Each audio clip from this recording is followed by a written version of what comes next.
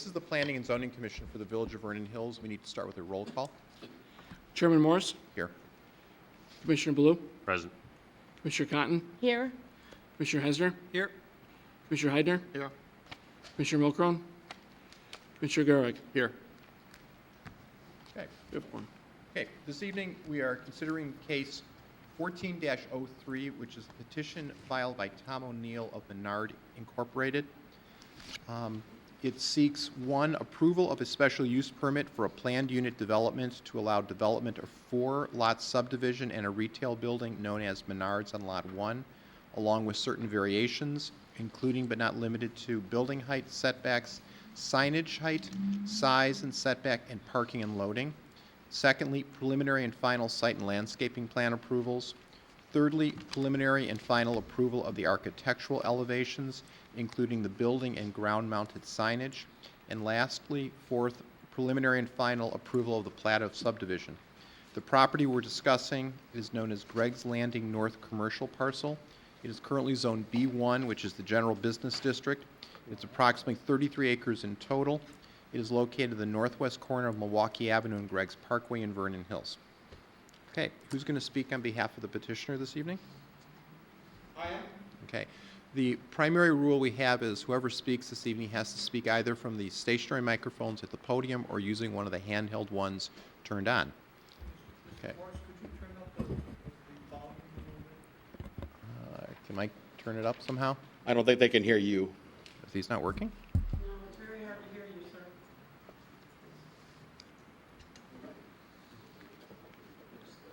Can you turn it up, Mike? Mike? Okay. We'll work on that, okay? Oh, maybe he did it. Okay. You are? Good evening. I'm Tom O'Neill with Menard Incorporated. For the record, the address is 5101 Menard Drive, Eau Claire, Wisconsin, 54703. Okay. Is anyone else going to speak on behalf of the petitioner this evening with you? I'm not sure. Is Bradford going to weigh in at some point? Good evening. I'm Steve Pagnotta from Bradford. To the extent there are questions regarding this development or across the street, I'm here to answer any questions. Okay. If this is the, don't leave. This is the extent of who's speaking. We'd ask you to be able to be sworn in at this point. So we ask you to raise your right hands and swear or affirm that the testimony you're about to give before this commission of the Village of Vernon Hills shall be the truth. I do. Okay. You are on.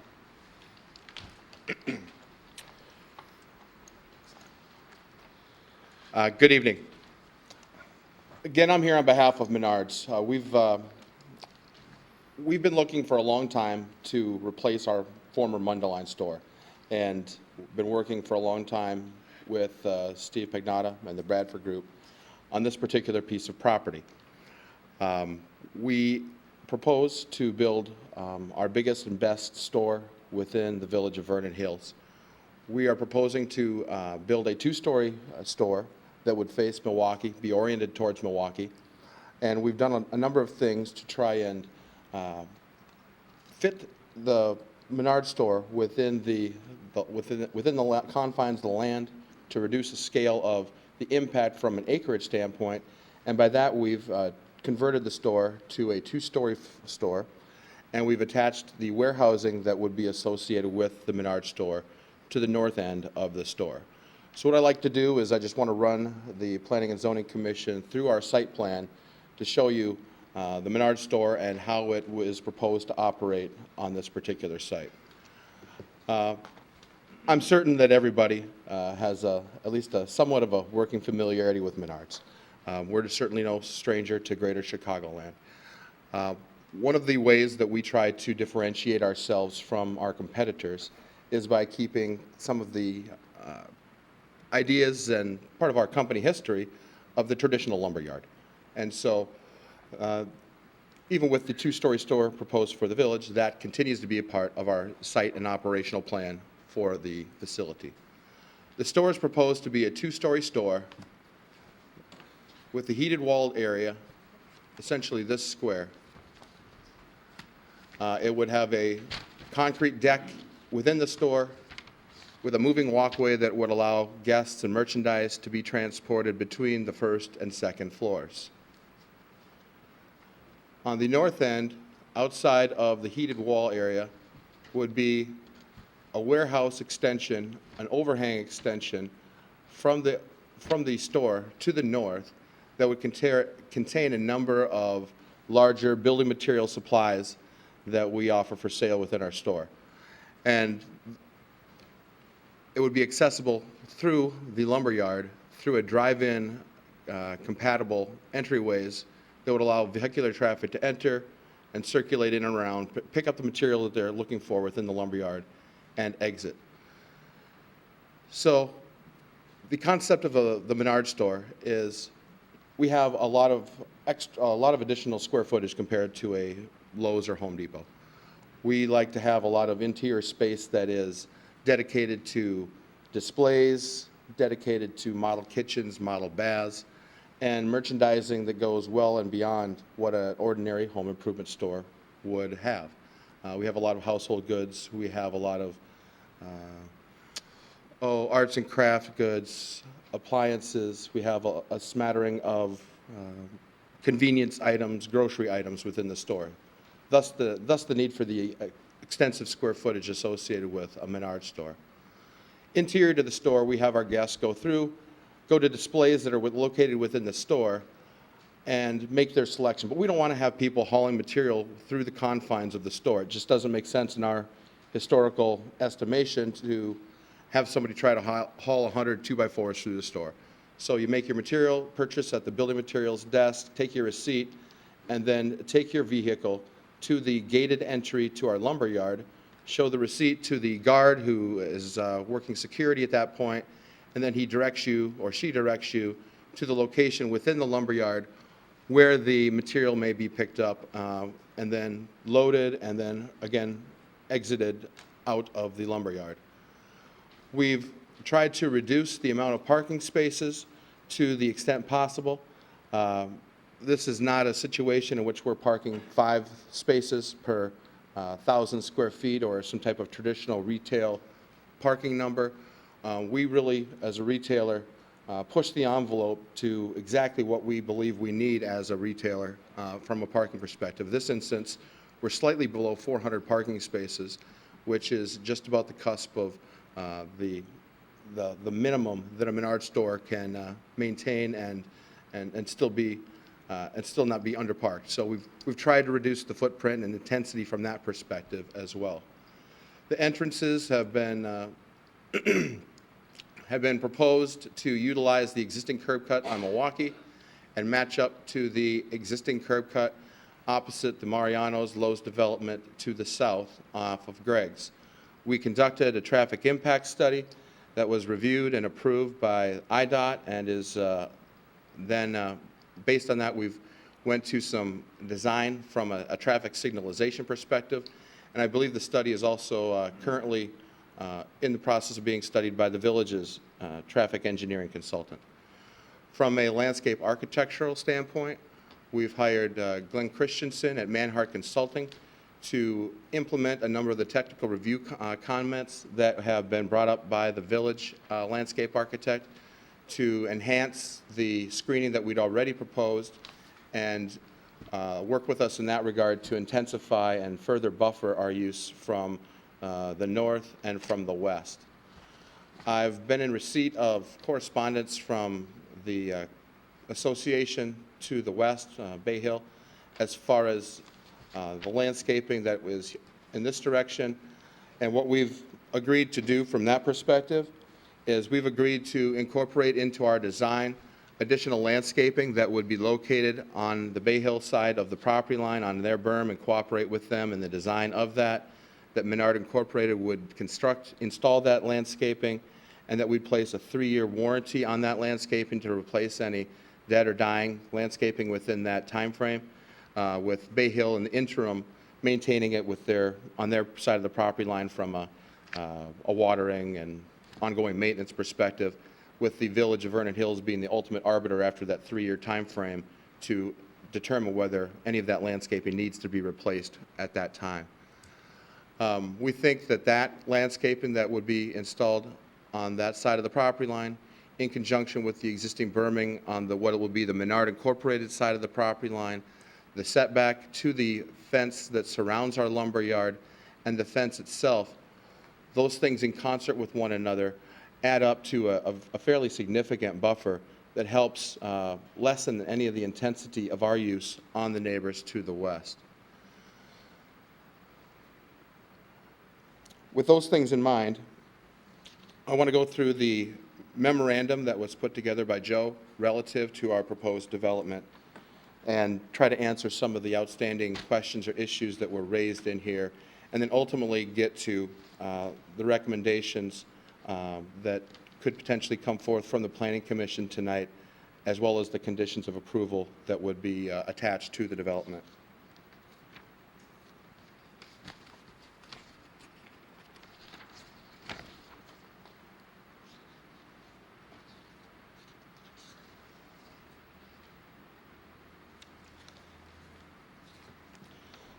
I want to skip ahead to page 7 of the memorandum.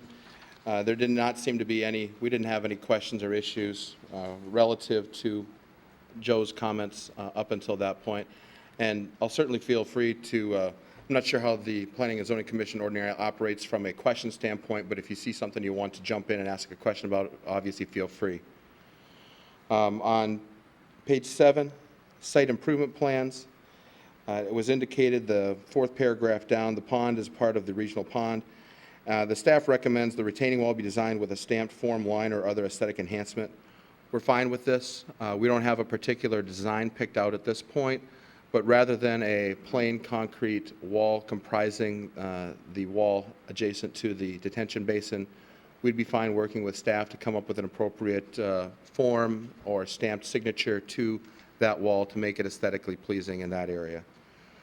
We're also fine with eliminating the wrought iron fence as indicated and just utilizing the 9 inches of curb as in place of a guardrail.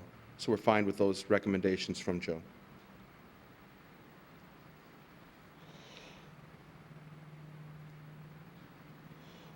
Site lighting. Excuse me, could you identify where on in your diagram there that you have right now, where that you're talking about? Certainly.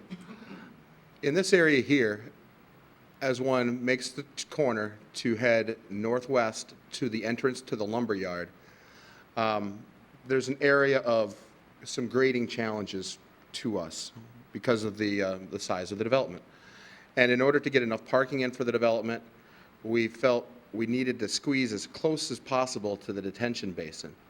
So at the edge of this curb line, there is about a 5 or 10 foot setback and then a retaining wall that makes up the grade down to the detention basin. On top of the, would be the northeast side of this drive aisle is where the 9-inch curb would be located to act as the guardrail that was indicated in the staff report. Thank you. As far as site lighting goes, all fixtures within the development, within the site plan, are a cutoff luminaire fixture, a shoebox style lighting, down diffused. We're certainly willing to provide, to the extent we haven't already, cut sheets for all those for all of those fixtures. We utilize consistently the same fixture throughout much of the development, just a different mounting style. We're fine with the 25-foot pole height that was indicated in the staff report, and we'll adjust to that. And we're fine with the wattage limitations that were indicated in the staff report. The fencing lighting is a similar cutoff luminaire fixture. The lighting within on the side of the building is also a cutoff luminaire fixture. Lighting underneath the overhang of the warehouse will be designed to either be a cutoff luminaire fixture or be recessed underneath the overhangs or trusses to a point where it would not be visible in any event. So we can do either, and we can work with staff to finalize that.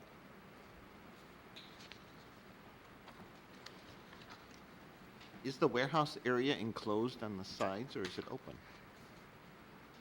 We can go to the elevation at any time that you'd like.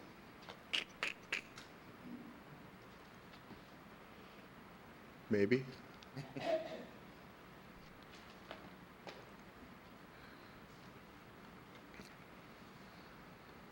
This is the rear elevation of the store itself, and I was going to go through a number of these comments before we get to the actual architecture of the store. So I'm not going to focus on the architecture of the store just yet. I'm going to go strictly to your question. On the rear of the store is the overhang extension of the warehouse. Here's the drive out. Here's the drive in to the warehouse, and so it is enclosed. We continue the brick up into this point, and then above this point is more of an ephes material that is color matched to the darker beige earth tone brick that is proposed for the store. Excuse me, aren't both of those both of those entrance points? Goodness. Sorry, No, now that you mention that, I believe you are correct. I believe the exit is here. on the side, yeah. Excuse me, my apologies. You're correct. Sure, view.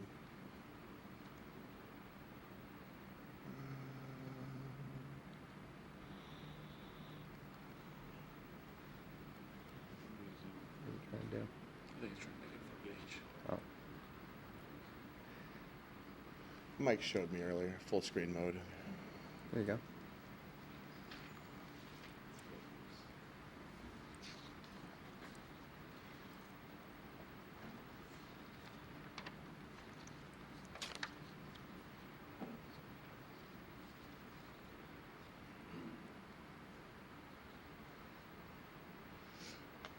From an architectural design perspective, again, we think we've really stepped up our game as far as the materials that have been selected for the proposed store. We've went with, after a number of iterations of elevations and architectural design plans, we have come around to utilizing an architecturally consistent earth tone contrasting styles of utility-sized brick that would adorn and be individually laid on the storefront and the rear and south side, with the warehouse essentially comprising the north elevation of the store. We're looking at like a shoulder height or up to window height area of split-face block that would comprise the base of the store to give it a pedestrian feel, with individual columns interspaced along the storefront to break up some of the horizontal mass of the structure. And then from a vertical standpoint, we've introduced two tones of beige earth tone bricks, a lighter and darker tan or earth tone color to the full height of the building, with some cornicing thereafter to, again, give some pop to the rooftop of the building. We are proposing to continue to keep a peaked roof on the store. We think that would be consistent with some of our branding, as well as consistent with what the Lowe's development has on the south side of Greg's from a precedential standpoint. We think that what we're proposing is not inconsistent with that. If it needs to be a slightly higher peak, similar to the Lowe's angles, we'd be fine with that as well. We decided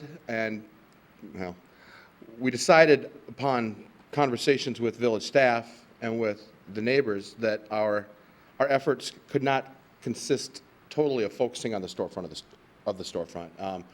With the proximity of the property to the neighborhoods to the west, to the north, we wanted to make sure that we had some of the neighborhood concerns in mind in enhancing the look and feel of the elevations that we're going to face in those directions as well. So with that in mind, we went with a similar breakup of materials, both at the base and then the utilization of the utility brick above that, as well as a series of faux windows that would also lend some additional aesthetic enhancement to both the south and west elevations of the storefront.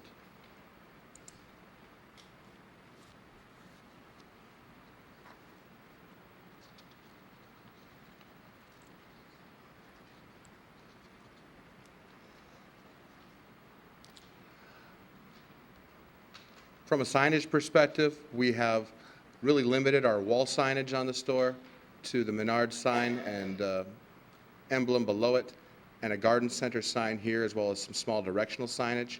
And our proposed monument signage would be consistent with the design of the signage at Greg's South, but for the panel would be switched out to be, on the top panel of the sign would be a Menards panel rather than the competitor down to the south.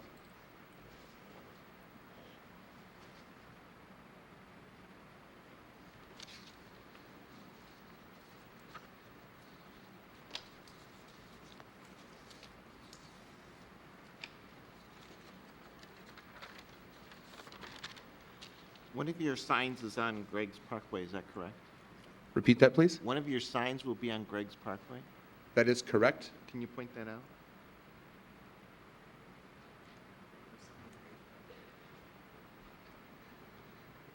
Be located right here at the entrance off of Greg's.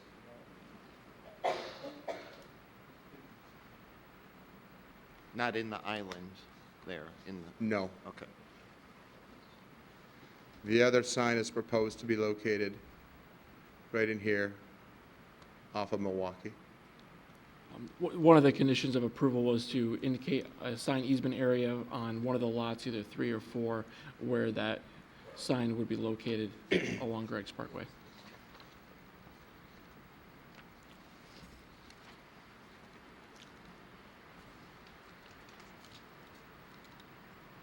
So with that synopsis in mind, that overview, again, we are in receipt of the village's memorandum to the Planning and Zoning Commission. We, of course, concur with the recommendations of staff. On behalf of Menard Incorporated, I want to go on the record as far as our adherence to the conditions of approval and go through those individually so we can discuss any discrepancies that Planning and Zoning Commission members may have. Conditions of approval for the entire site. We are okay with number 1. Number 2 is no outdoor sales are permitted on the site without prior approval by the Village Board of Trustees. We are okay with that. What we would like to do as part of the planning process, which we have omitted or failed to do to date, is we'd like to designate 3 or 4 parking stalls type spaces for pull-behind trailer display, as well as an area for our propane sales display that would have to be along the storefront of the store. And that has not been depicted on the site plan at this point. Relative to the next conditions of approval, we are fine with 3 through 15. We don't see any issues with that.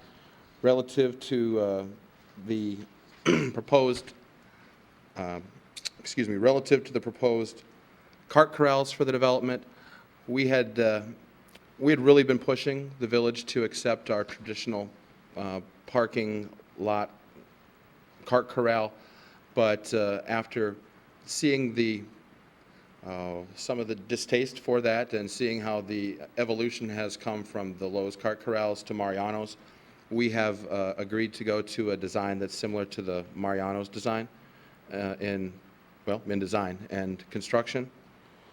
So we're fine with that.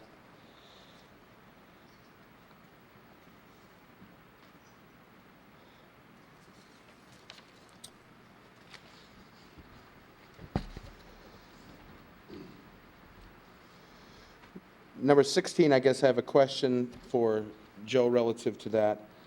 Before just outrightly agreeing to compliance with all current technical review comments, we think we're agreeable to them as put forth in the memorandum here, unless there's any inconsistencies that need to be brought up to us.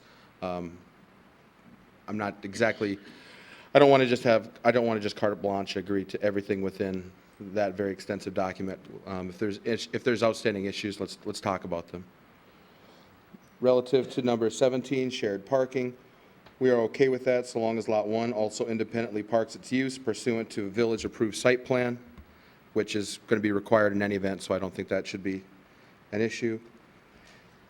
18, we've already indicated that we would agree to a stamped or formed concrete wall per whatever design is agreed to between staff and ourselves.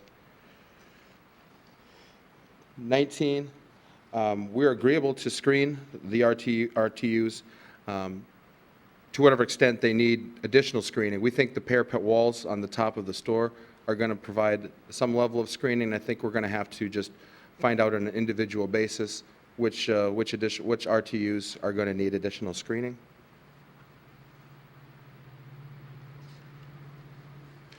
Again, for that one, we agreed to the same design as Mariano's. 21, we're okay with that particular condition of approval.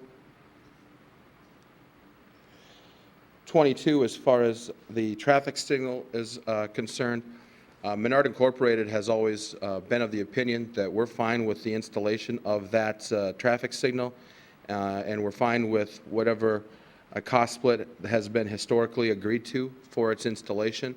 To that end, we're in the process of designing it, but it ultimately has to be approved, it's my understanding, by Lake County in addition to the village. So that is an issue that remains outstanding. So if and when it goes in is not completely up to us, but we're behind doing so, and we're currently undergoing the design in order to do so consistent and concurrently with our proposed Menard store.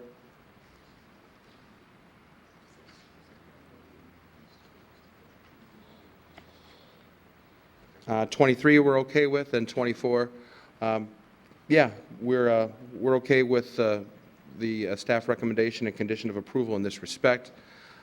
We ultimately, we obviously want to be in the village, and we're doing our darndest to get to that point. We want to be under construction this year, and whatever it needs, whatever it takes to that end from a Menard Incorporated perspective to make that happen, we want to work with the Planning and Zoning Commission. We want to work with the village board and staff in order to do so, in order that we may get out of the ground, get started on the site work, and get the store well under construction prior to winter. With that, I'd be certainly glad to open it up to the questions of the Planning and Zoning Commission members. I do have a question for you. Can you maybe enlarge the site plan so the folks in the audience can see it better when I ask my question? Certainly. Can you explain how deliveries are made to this site? I think if you go all the way down to full screen mode, there you go. I screwed that up again. Yeah. Can you explain how deliveries are made to the site? Certainly.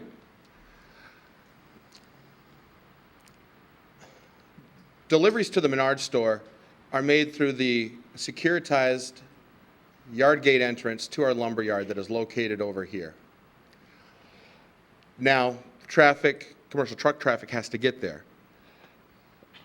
We expect, anticipate the predominance of that traffic coming north on Milwaukee and entering here. This is going to be an unsignalized entrance, however. So there is the possibility of traffic also coming through here and winding its way to the yard gate entrance to our lumber yard this way. Throughout the iterations of the site planning process, one of the things that we went away from was, at one point in time, we were showing the loading docks to the store in this portion of the site with a further entrance that would match the westernmost entrance to the Mariano's Lowe's development coming in through here. After listening to some of the concerns, both from a staff perspective and a neighbor perspective, we rotated the store and rotated the warehousing to be attached to the store. So the loading docks are now in this area here. No access is necessary here, and thus, at least for the phase one of this development, the Menard store, no access is needed at this location here or any connectivity into this area here. I can't speak to the future and the development of this property. And how that's going to develop, I think that remains an unknown. Let's focus on the yard once the trucks enter your property for the delivery, once they go past the station to enter the yard. Okay. That's in the northwest corner, and there's residents to the north and the west. So what's the time frame for your deliveries? What's the earliest they would make deliveries? Earliest the deliveries would be made is about 7:30 in the morning when we open the doors. And are these always Menard vehicles, or are there other suppliers deliver? How many trucks do you expect a day? I'm talking semis here. 10 to 12. And is there any risk of those trucks sitting in this yard idling? Not overnight. Well, even during the day? No, just for the amount of time it would take to get them in and out. But if you had 4 of them there at the same time, you're going to have 2 trucks. Does it hold 2 or 1 truck? 3. 3? Okay. What I'm just wondering is, will there be idling semis in that corner with the north and the west bordering residents? Does everybody understand what I'm asking? Sure. And I mean, it's a valid point. Commercial truck traffic will enter here, circle around, and back into the loading docks in this location.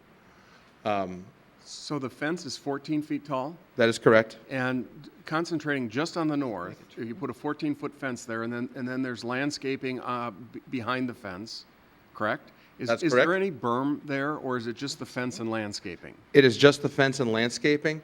And the reasoning in that direction is because of the overall stormwater needs of the development and the development in conjunction with one another. We need to create an overland flow. Which is fine, because the residents there, I believe, are at the same level as your site.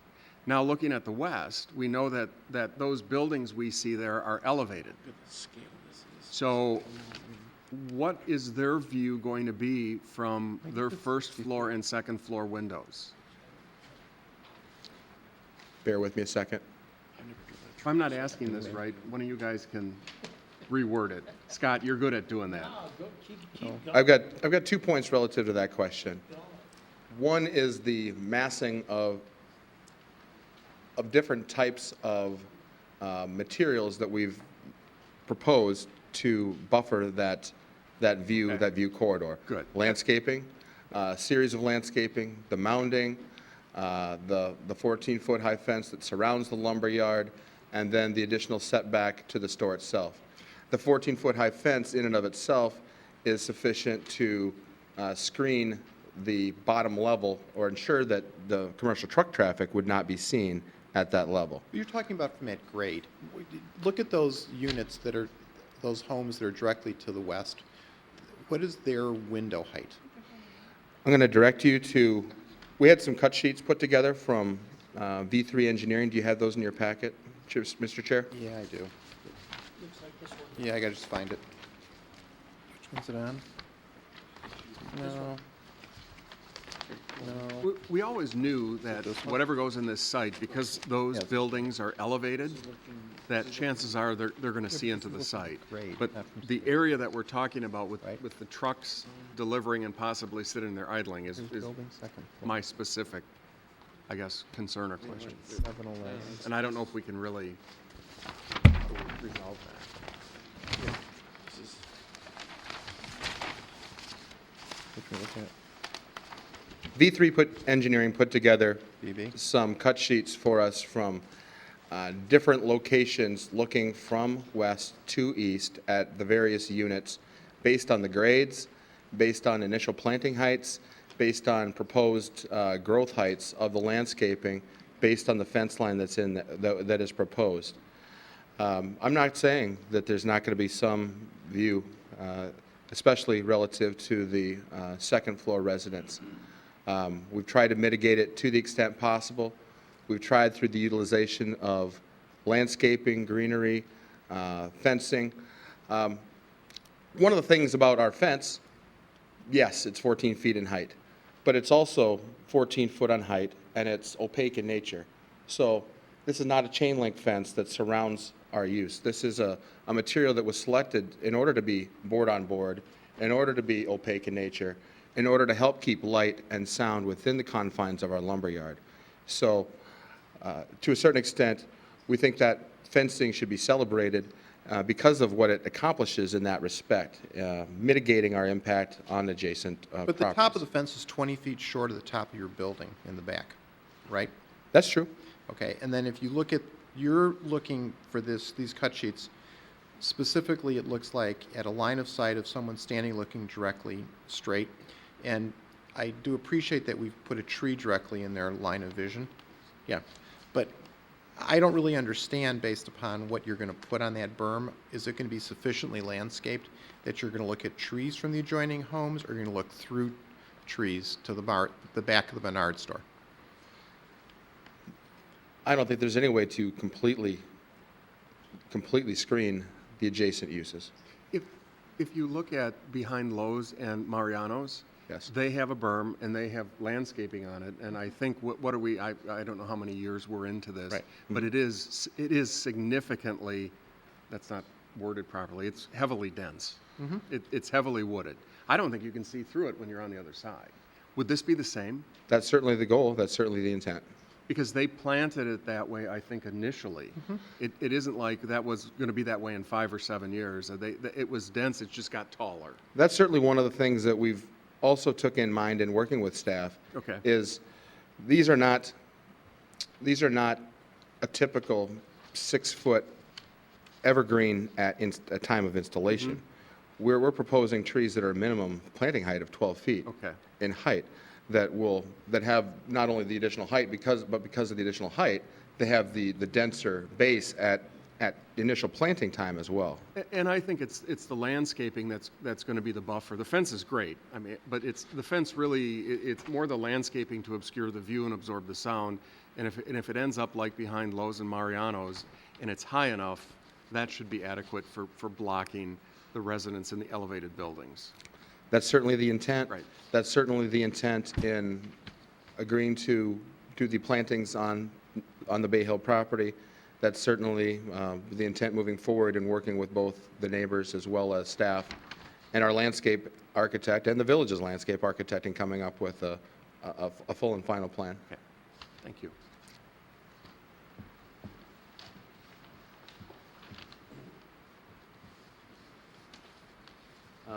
You go to sheet 7, this one. Certainly. You've got 2 yard entrance side elevation fences. Sorry. You have 2 yard entrance side elevation fences that I'm looking at.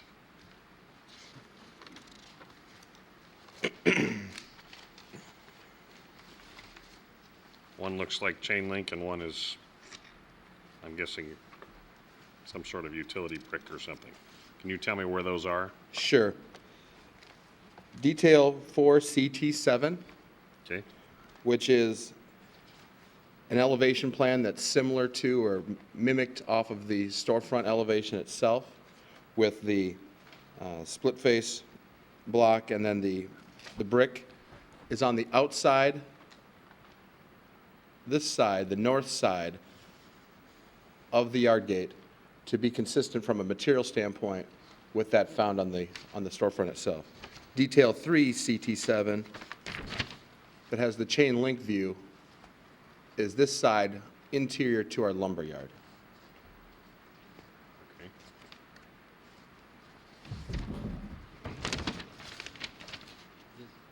This is the same fence that's along this side, it's the 14-foot.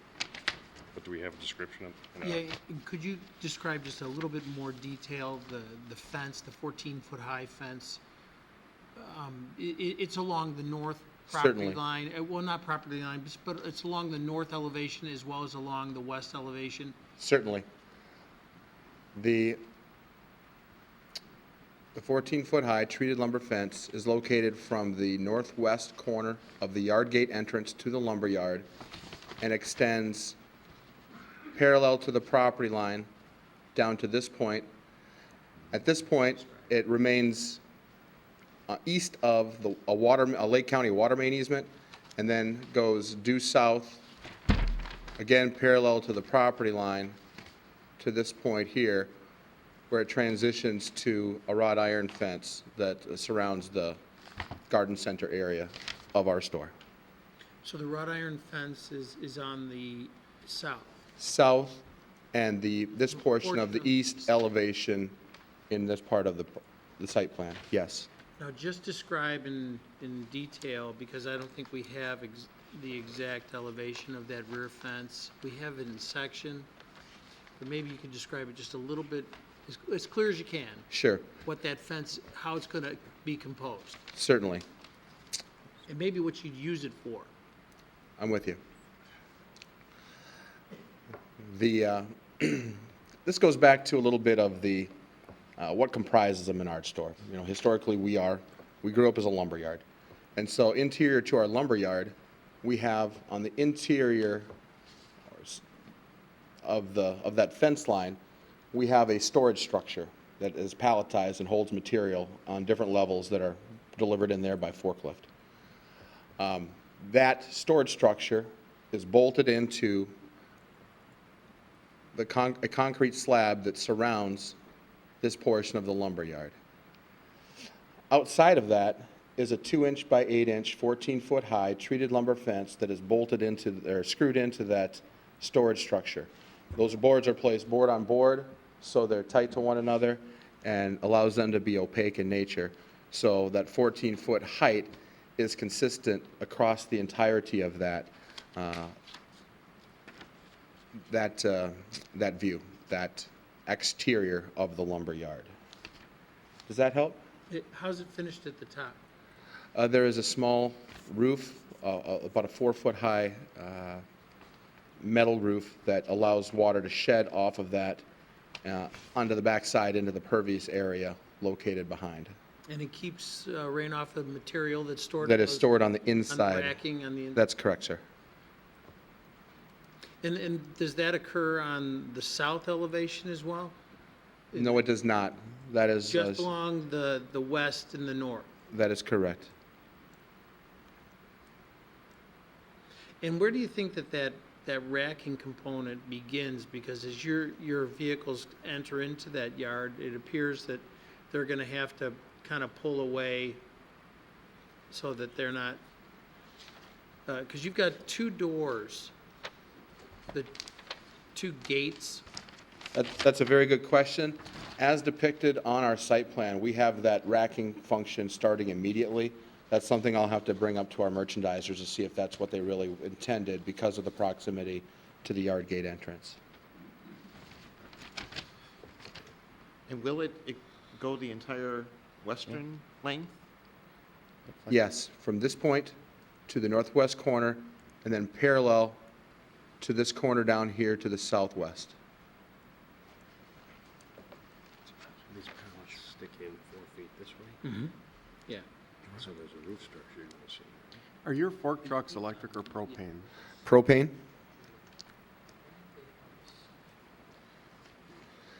The vehicles within our lumberyard, again, learning over time and experience, we've discovered or transitioned over time. We don't have an outdoor speaker system. It's all closed circuitry. We're not required to have backup beepers, alarms on our forks. So that's not a problem from that perspective. We don't have saws within the lumberyard like we, might have done 20 years ago.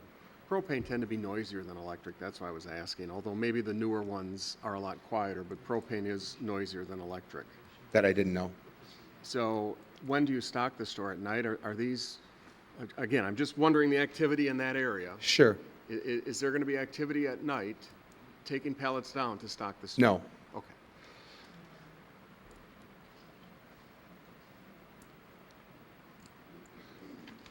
From an operational perspective, do you store trucks overnight on the site? No. Okay, so there's no overnight storage. And you've indicated that you only accept deliveries from when the store opens. It's, I think you said 7:30 in the morning. That's correct. Till how late? Till 9 or 10 at night when we close. So is that reality or is that what you hope for? I mean, do you really have deliveries that late? We don't turn away delivery vehicles if they come during our operational hours. If they come once the store is closed, these gates are down, these gates are closed, these gates are locked, they can't get in. Okay. If they can't get in, and say, they arrive before or after hours, where would they be sitting and idling? That's a reasonable question. That's difficult to control from a Menard Incorporated perspective. We do not, from a Menards perspective, we tell all of our truckers that they cannot deliver overnight and they can't idle within the parking lot. Our individual vendors are given the same direction, but as far as on a onesie basis controlling them, That has been a problem. We have had instances in the past where a trucker would idle or sit in a parking lot overnight. There's no doubt about it. Is there something we can do by ordinance or, is there something we can do to prohibit that? Well, certainly by our policies, we prohibit it, but I'd be lying to you if I told you that we haven't had instances. Well, that's why I want to make it, stronger, so, to do something. You could look at putting it inside the, one of the conditions of any of the approvals that you may recommend. Consider that. Okay, your Milwaukee Road entrance, where does it line up with across the street to Red Top? Yes, it does. Or how does it lines up with their entrance? That's correct. Okay, and that's a non-signalized, is that correct? That's a non-signalized entrance, and based on IDOT policies, because of the proximity To the to other- Greg's, it's too close for additional signalization. Okay. Although at some hours you can make left turns on and off Milwaukee, others you cannot. Did you do any traffic study with respect to effectively left in, left out there? And the conflict with across the street? The traffic study that was conducted was based on our consultant, KLOA, discussing with IDOT the parameters of what that study needed to be and where they thought traffic would be coming, what peak hours would be in effect. So whether or not that was a specific component of the study, I can't answer that, Mr. Chair. Okay, in your traffic study, when you looked at traffic to and from this store, did you also separately look at truck traffic to and from the store and where it would come and go from? And specifically, do you have any traffic counts with regard to truck traffic for deliveries? I'm not talking about someone who brings their own personal truck using Greg's Parkway. No, I don't believe we do. Okay. From a Menards operational perspective, is there an issue with you also asking your vendors as well as your drivers for deliveries, we're talking about the semi-truck type delivery, not to utilize Greg Parkway west of your store entrance? In other words, not running through to get to Butterfield? Oh, no, that's not an issue with us whatsoever. Okay. Is truck traffic even allowed on Greg's Parkway? It is? Yes, Oh, then I think we need, yeah, Okay. thank you. but certainly past this point, that would such a condition would not be. No, certainly if you want to use the signal, it's probably safer for the truck to get in Yes. that way. I mean, I understand that. Yes. But now you are not aligned at that entrance with the, what were you calling it, Greg South? Is that what our new name? Yes, it is aligned. Oh, it is aligned. So That's that's the alignment. That is there? correct. Oh, okay.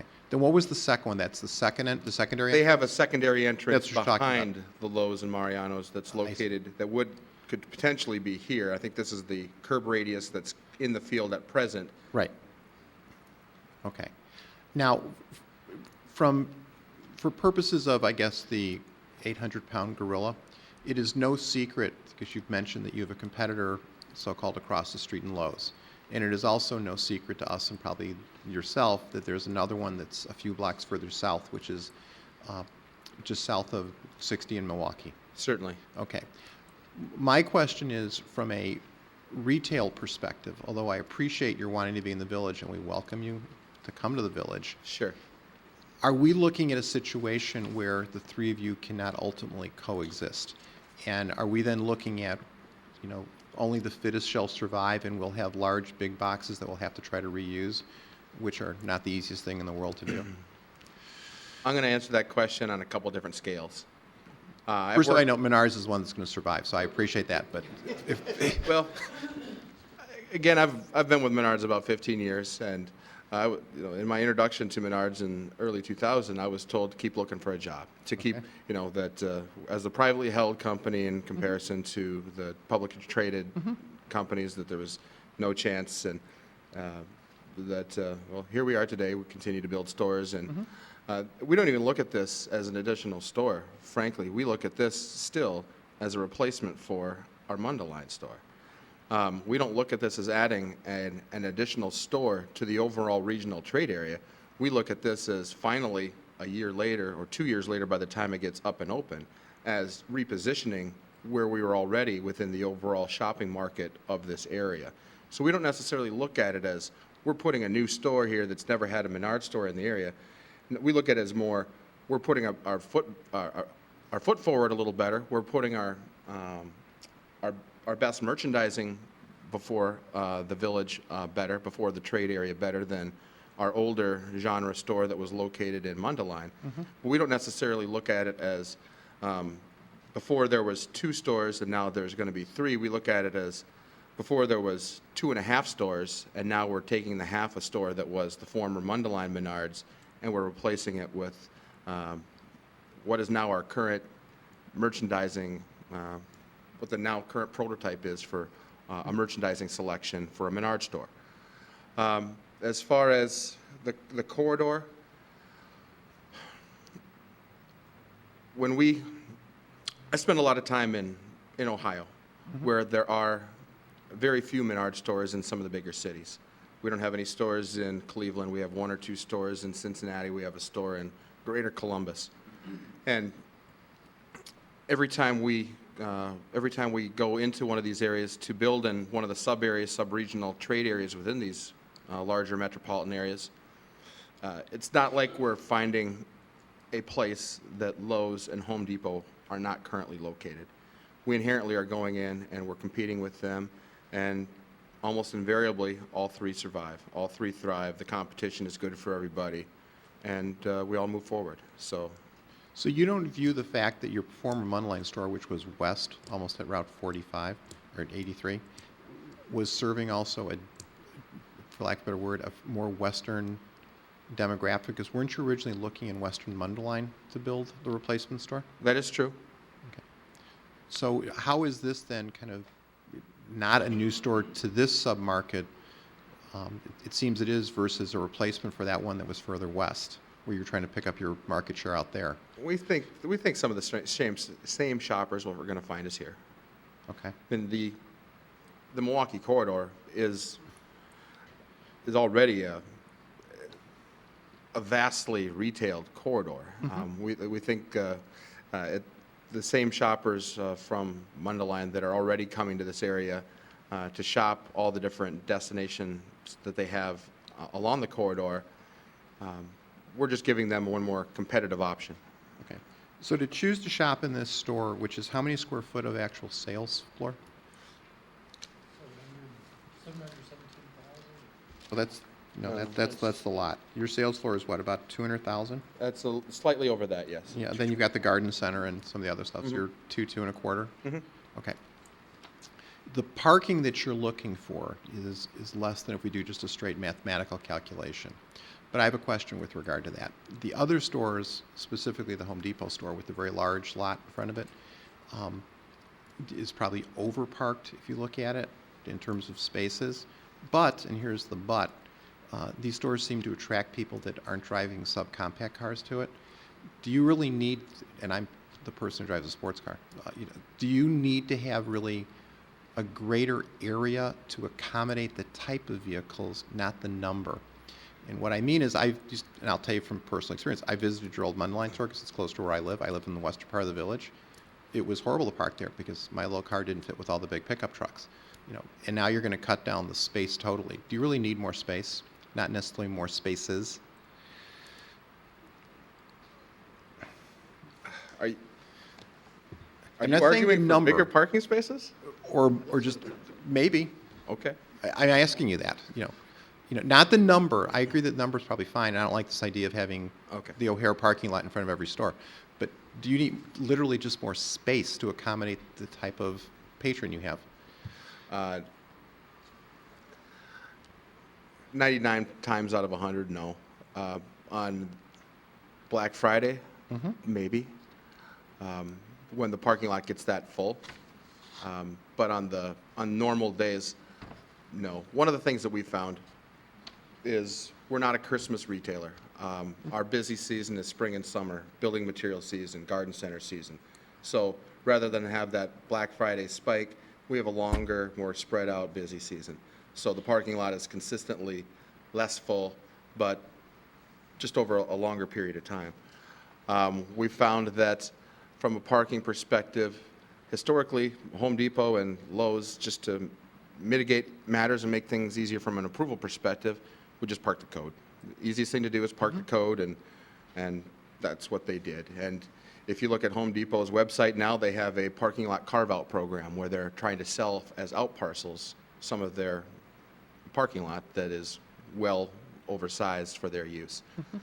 One of the things that we also have here that mitigates the parking is the fact that at any given time, 15 to 20% of our shoppers, 15 to 25% of our guests are not going to be parked within the parking lot. They're going to be parked at various locations within the lumberyard picking up materials.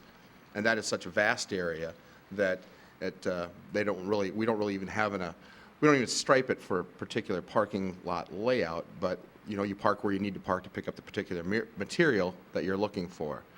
So that also, in our estimation, mitigates the impact of our use. Okay. If you look at that, what you refer to as this lumberyard that you have, part of it is an internal warehouse, and part of it is external, right? That's correct. Okay. You've described what's on the perimeter of that external area. Mm-hmm. What's between those perimeter palletized units and your building? The vast majority of it is open area for internal circuity from a vehicular movement perspective, but there might be some larger items that would be stored interior here, railroad ties, larger Things. culvert, cattle gates, just larger items that take up a lot of space that don't necessarily fit in a nook and cranny very well. Okay. So with that, when you described before the manner by which deliveries access the building for deliveries, you kind of, with the little magic hand, drew a picture of the truck then making a turn. Are you going to be able to turn trucks in there if you have other materials stacked in the inside of that lot? Or are you going to pull in and back out things? We certainly, if there's material that's stacked internally here, it's by design. It's by our merchandisers saying, Mr. Store Manager, we're giving you a particular planogram as far as this is the area that you can store materials. But they don't do that in a vacuum. They do that with regard towards the internal security and make sure that the lumberyard functions and the loading and receiving area functions as well. No, I understand. So is there a sufficient turning area for a truck to turn around behind your warehouse where you indicated with the hand? Yes. That's big This enough. area here is 54 feet plus this area, I think it's 60. is over 100 feet, which is what a typical truck turning template radius would be. So that Diameter, excuse me. those loading bays you have, maybe I'm a little confused. Are those are not internal, is that correct? They're just, They are recessed. This is like the top of this is the at-grade elevation, and this descends to the bottom of the pit of the loading docks. Okay. Where it would seal up with the, the back of the truck. yes. Okay, then what about, are the other two on the right also for loading? No, that is not for loading. Okay, so all three of your loading bays are in this one location? Yep, 1, 2, 3. Okay. And now, in terms of the operation of the store, you said that it's as early as 7:30 in the morning and as late as, how late is the store open? 10 o'clock at night on the weekdays Okay, and Saturday. okay.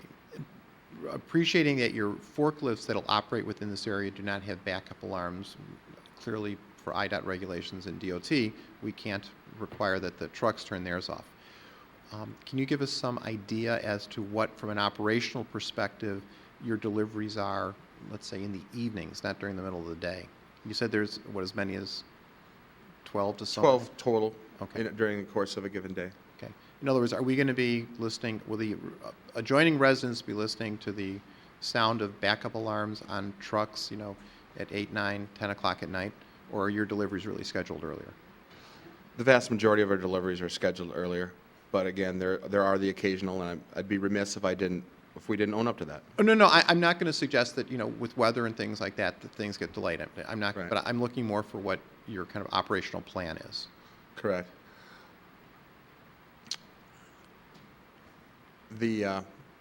One of the good things that we have going for us here from a Menard delivery perspective is we have a distribution facility, distribution center in Plano to the southwest of Greater Chicagoland. So we're not very far from those facilities.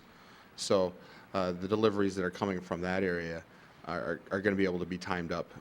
So are the majority of your, when you indicated this 12 to whatever semi-trailer deliveries, are those Menards vehicles versus other vendors or common carriers?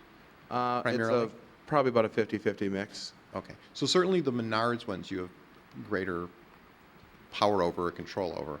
That's correct. Okay, and the other ones, but are you really staffing and operationally looking to receive large deliveries in the evenings? That's what I'm really going at? It is a more of a skeleton crew, Sure. certainly. The receiving team, the majority of the receiving team is on during the bulk of the day. Regular 9 to 5, 8 to 5 operational hours. But they don't all go home at that time. Okay. So is it fair to say that Menards, from a neighbor perspective, makes an effort, certainly with its own vehicles and with its suppliers, to have, to the extent possible, and I know emergencies and weather, we can't ever control for all those things, especially in Chicago, during the basic business day, that We believe we do, Okay. in concert with a number of things, in concert with the buffering, in concert with the decision over time to eliminate some of those outdoor noises that an old school, old time Menard store would have, as far as outdoor speakers and backup alarms, and we've learned to be a lot more cognizant. That's certainly true. Does the outdoor speakers extend to when the garden center is open? Is there like outdoor music or things like that? No, there's not. Okay, fair enough. Now, we're looking at, this is the site plan for the Menards, which is, I guess, what is it, Lot 2 or whatever it is? Lot 1. You're looking for subdivision. Can you describe what these other lots are and how they kind of work into this overall plan? In working with Bradford, what we've proposed is essentially a 4-lot subdivision, with the Menards lot constituting one of the lots. The Menards property boundaries on this particular site planning page are those that are essentially within the colored area. So this area here would constitute one of the other lots that the property owner would retain. Menard Incorporated would own the frontage to Milwaukee in this area, and along this property line extending to the west to this corner, and a division between, and I don't know if this is consistent with the actual subdivision plat. For some reason, I thought the property line went down the middle of this road to divide these two areas, these two different development areas, into 2 different lots, but I don't have that in front of me. I think it does. Okay. Now, the access to Lot 2, which is the little one to the east of your parking lot, That's correct? the access is through out of your lot? That's correct, through a cross-access easement that would be executed between the property owner and ourselves to allow access off of this mutual drive aisle into this lot without any independent access from the entrance magazine from Milwaukee, Or to Milwaukee itself? or to Milwaukee itself. Okay, and it looks like there's 2 entrances from that access drive? Is that, or am I just misreading? That's correct, a curb cut here and a curb cut proposed here. Okay, with respects to Lot 3 and 4, which are the 2 on the right, has there been any determination made as to access to those lots? I don't believe so, not until development plans for those lots are come forward, but Steve would be better suited to discuss those. Okay, but there is at least the curb cut at the far western portion of Lot 3 that's contemplated to remain. On Greg's Parkway? No, on Greg's Parkway? South? No, west. There you go. Right. That's going to remain?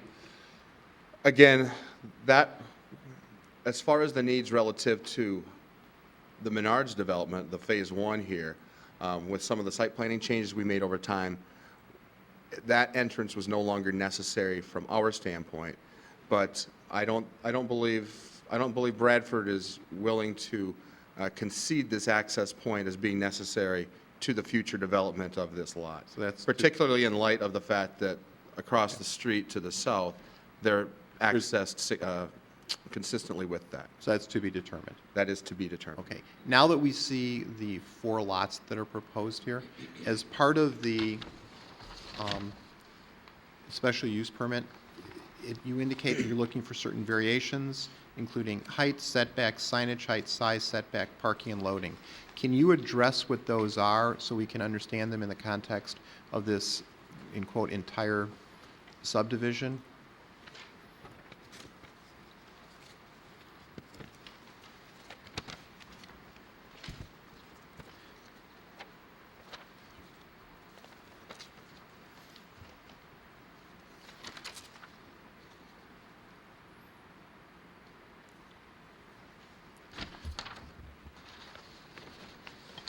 Variations, per the recommendations, there is variation 1A, the reduction of the parking spaces.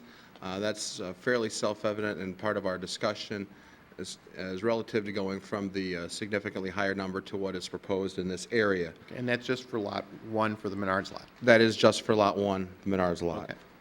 Second, okay. What's the next one? To remove all setback lines from lots 3 and 4, and I'd feel much better about Steve talking as to these.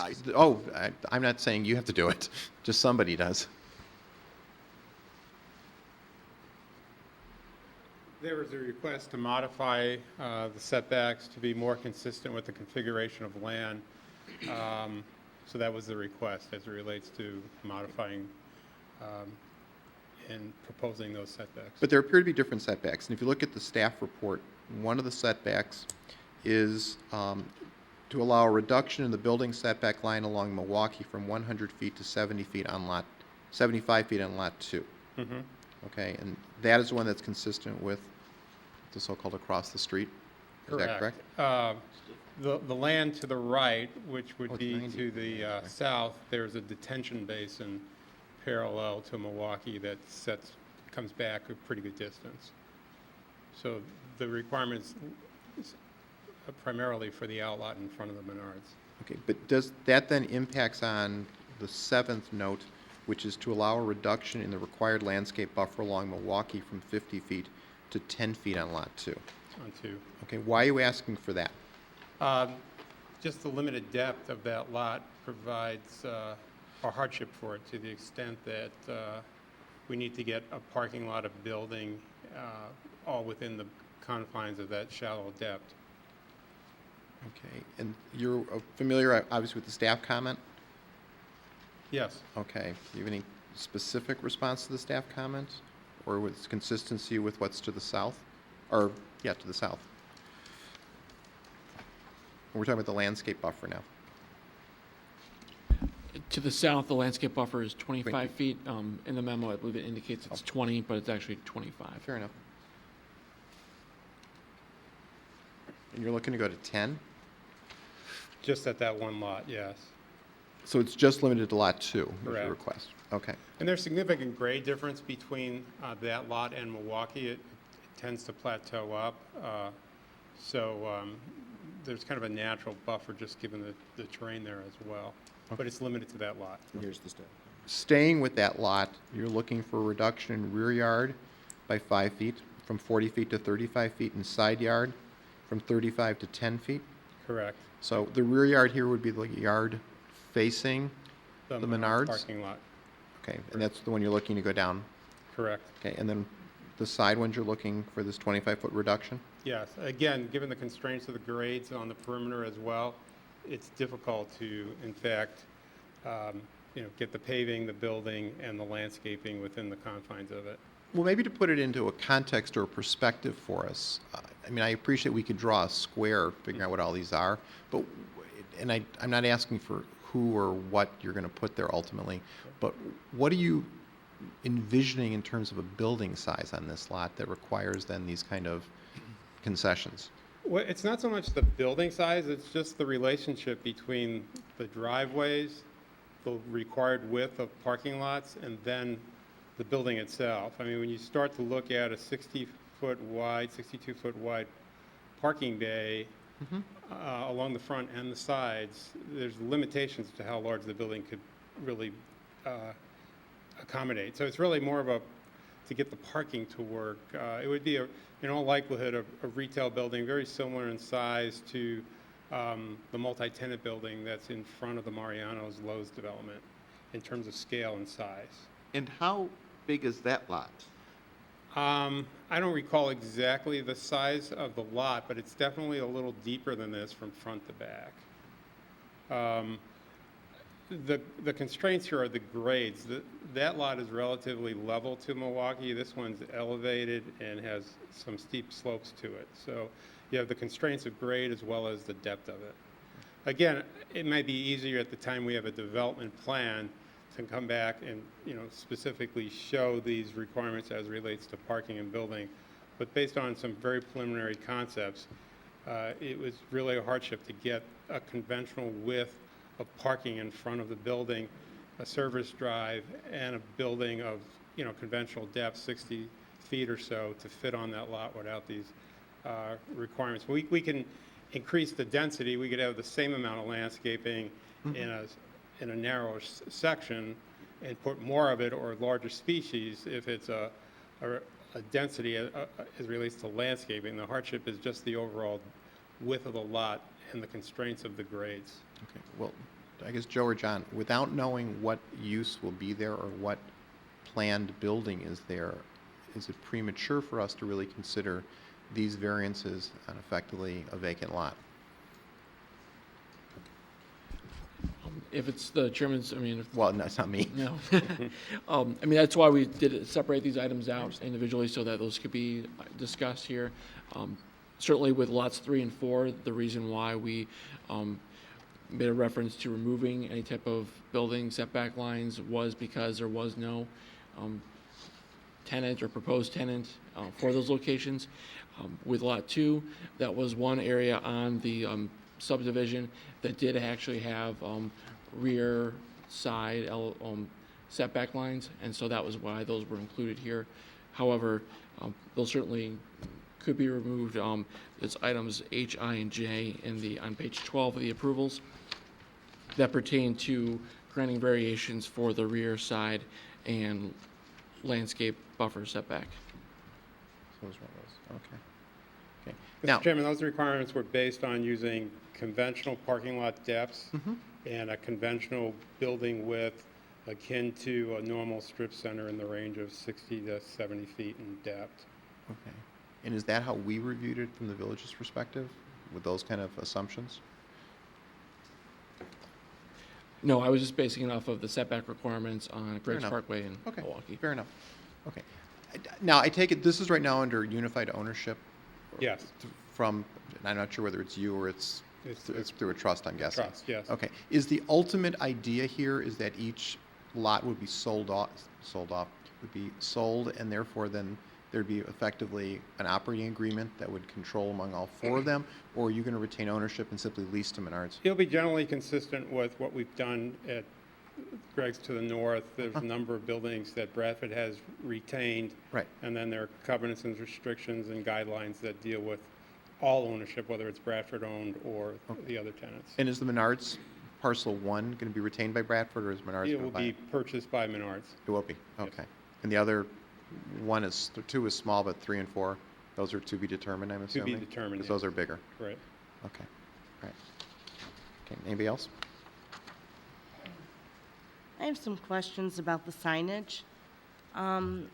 First thing, on the monument signs, does the entire background illuminate or just the word Menards or Menards and the swoosh? Repeat that one more time, please. Does the entire background of the monument signs illuminate, or is it just the word Menards? The entire background. The entire, that's large. And what type of lamps are you going to be? An LED or It would be internally backlit. backlit? Mhm. Okay. And what color lamps for the swoosh on the wall sign? Is it white or? The lamps internal to the swoosh are white Okay, with there's a different color scheme to the external vinyl that lights up, though. okay. And are they LED or, No, no, what are they? I don't know the answer to that. Okay. That's something I would like to know, actually. Okay.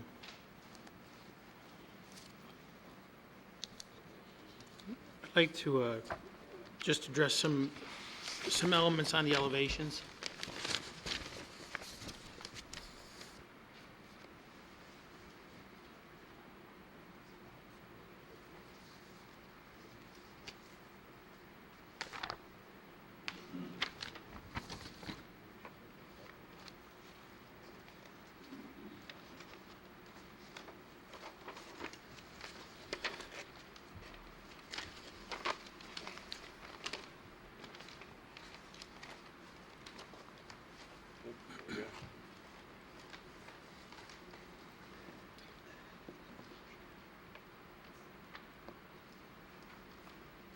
Thank you. The first question I have is with the stairs that are exterior to the building. There's 3 different locations for these stairs. Can you give us some of the design thought with that?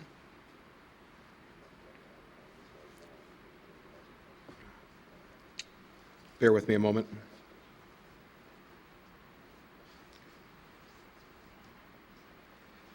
I'm just trying to get my bearings relative to their positioning internal to the store. No, sure.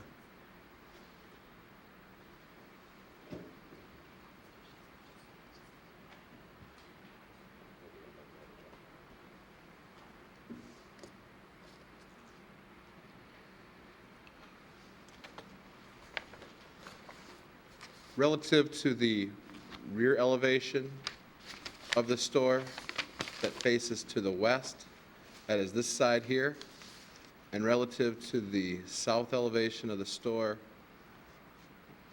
there is, we want to have our team members to have access to the lumberyard and garden center that would be located exterior in this direction, as well as have secondary means of access in this direction, in addition to the fact that these would perform an emergency exit function for guests and team members that would be located on the second floor in the event of an emergency. Is that a typical orientation for your stores? That is correct. Because it's an odd orientation, as most circulation type of stairs are internal to the building itself. I'm just a little bit surprised in our particular climate that it's an exterior stair for both staff and as an emergency exit for people who are leaving the building. There are additional stairs internal to the store that allow access for people that are staying within the confines of the store itself. But for, by and large, the slab that constitutes the second floor is consistent wall to wall, and so I think they were trying to avoid too many cutouts of that for additional stairing. That sounds like the reason. That does sound like the reason. It's less of a, I think it's less of a convenience component and more of a construction component. There's certainly something to that, yes. I'm not sure that I'm settled on it as far as, whether it's a great reason, because you can certainly make that opening within the store itself, but it's certainly not as convenient or as efficient for the planning of the store. I'd like to get into the east-facing elevation. And this continues. This comment continues on the east, the west, and the south elevations. The second level windows. They're not randomly placed. They're placed for certain purposes for the inside to give light to the second floor of the store. Is this correct? In certain locations. Bear with me a moment.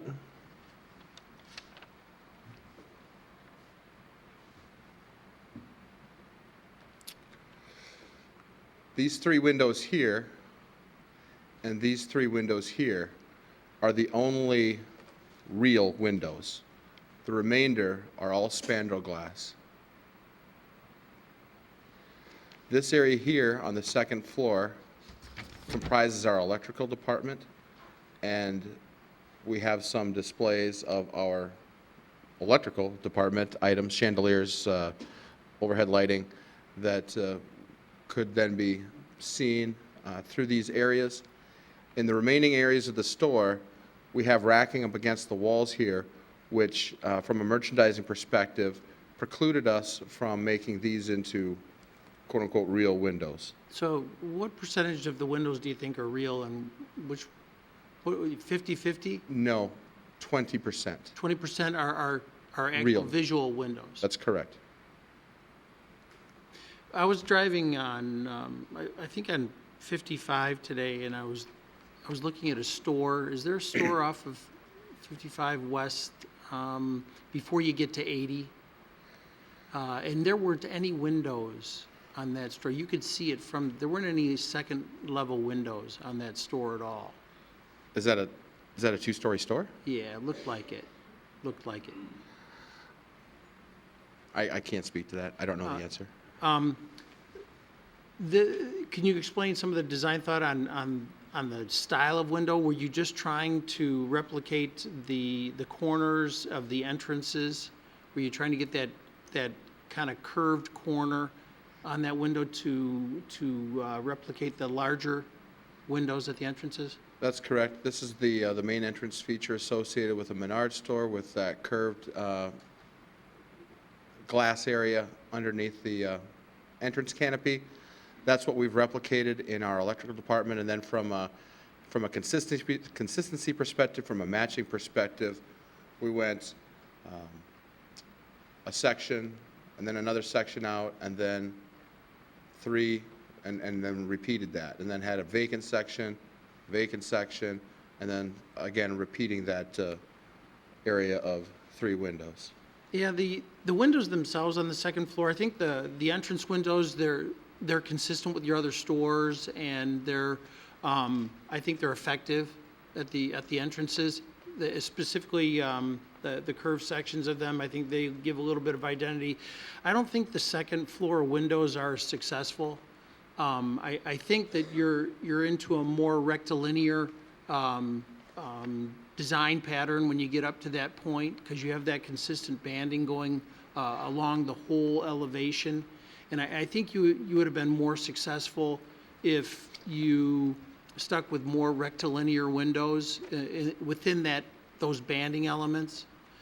And also, I think maybe the effort that you put into replicating the panels with the lighter brick in that horizontal band, I think you're trying a little bit too hard with that. It adds a little bit of chaos versus pattern overall. I think if you would have, you stuck with the windows and maybe worked with a rectilinear type of window that fits between the 2 bands that run the length. It's a very interesting context here, because you've got it's not a lot of these dimensions aren't exact to each other. For instance, when you look at the south elevation, it's your pilasters. It's not really a pattern. That's true. Some of that is dictated by a number of these exterior doors that are located and allow us to get product in and out of the store into the garden center area. So I see some of those doors that are up against the pilasters, but then there's others that are in the middle of a bay, if you will. So you have, actually there's only one that's probably in the middle of a bay, but one has a door next to it, so on that south elevation. It's also hard to, if you don't read the descriptions of the materials, it's hard to gather the differentiation between the rock face material and the standard or the brick material that has a smoother finish. And tell me a little bit about the ephes color. Is that tan the same color as the brick, or is it a different color? In this area here, the ephes would be painted to match the darker tone brick. In this area here, the ephes would be painted to match the lighter tone tan brick. And the lower canopies? Again, these would be painted to match the lighter tone, tan brick. And those, what you're doing is you're working with differences in texture or to give it differentiation, because they'll appear different, because one's brick and one's ephes, so they project light differently, you know, they act differently. It seems like if you're trying to match those colors, they're not gonna match. They're gonna look remarkably different. That's out of my bailiwick. I just don't know the answer to that. It just seems like I guess, to sum up some of my questions is, there's a whole lot going on with this elevation, but not a lot of consistency. And when you're dealing with a long elevation like you're working with here, I know you're trying to break it up, but maybe you're trying to break it up a little bit too much.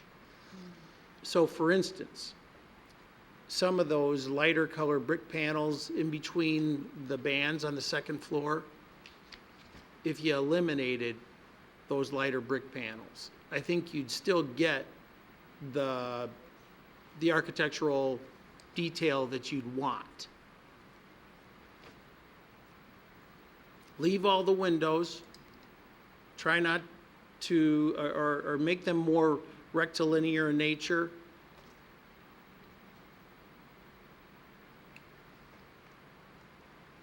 Are you saying eliminate them all? No, not the windows. The No, windows. no, no, stay. no. The brick panels? Yes. The lighter brick panels? Yeah. And that's where we run into issues on, well, I mean, a lot of it's eye of the beholder.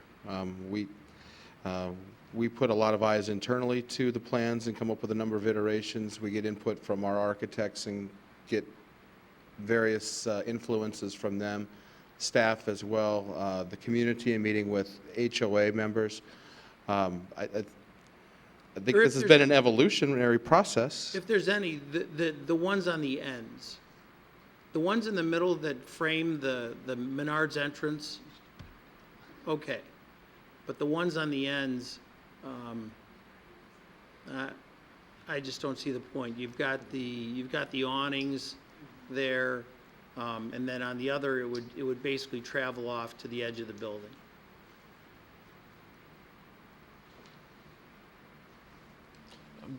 And part of what's being proposed here is a culmination of staff efforts working with Menards, as well as meetings with the homeowners associations, to develop a plan that is of architectural interest, and perhaps that led to what's being proposed today in terms of some of your comments. The one thing that we were looking at was something that would break up the wall pattern, something similar to perhaps something like Staples or the bank to the south, something that would have a different recessed brick, something that provide a little bit more detail instead of like the straight. As you see on the north section of the front elevation, on the lower elevation, you see that straight. You have columns breaking it apart, but otherwise there really is just this solid brick wall.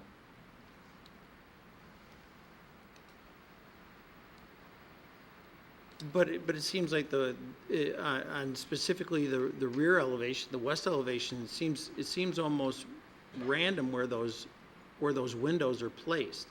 They're not symmetrical within the openings that they're being placed on. One is even split by a pilaster there. I don't see, you know, what's going on here. What's the point of that?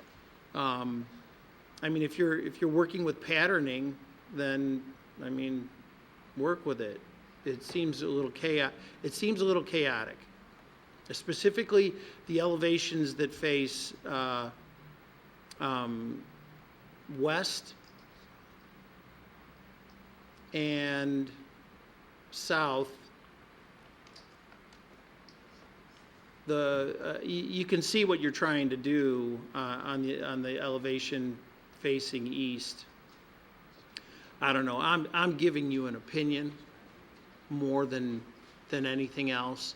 I just think that it's the style of the window. I don't think works well on the second level. I don't think that all those light brick panels are necessary. And If there's anything that could be done to accentuate those areas that project above the lowest roof line, that might be something you may want to consider, because that is a consistent element throughout the development to the south.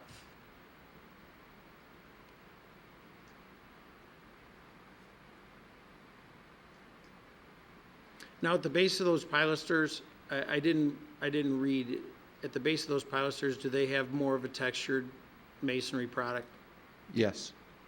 So on the pilasters and at basically the knee wall at the base of the building, that's more heavily textured. Certainly the base, excuse me, the base along the storefront, well, that wraps around the storefront on those sides, yes, is a split face block material. The pilasters, the base of those, is also it's a rough hewn type of concrete product. Is there anything that separates those products from the different product above them? Is there like a sill line? Yes, there is. I believe that shows up. It's just hard to see on these elevations. If you look at the caption here, I believe it describes the cap or cornice that is proposed on the top of that split face block wall. I can see it on the wall, but my question is on the pilasters. Oh, the Because it goes up higher on the pilaster, and I'm just wondering if there's a cap before it transitions into... I don't know the answer to that. I'll Okay. find that out. It would be good, because it would be consistent with the wall. I know we're proposing a cornice to give it some pop, some treatment along the top of the elevation, both at the various elevations of the parapeting at the top. Okay. But I don't know if there's a distinguishment, but if it distinguishes between the wall and the top of the pilaster. Actually, I was working at the bottom of the pilaster. The bottom of the pilaster has the split face block that goes up, like, it looks like it almost twice as high as the knee wall. I see where you're talking now. I It- still have to look into that. I don't know the answer Okay. to that. It would be good to have some consistency there. And plus, it'd be a good transition between materials. I do have one question regarding the site plan. Again, and back into the yard, as you enter into the side yard, I'll give you a moment.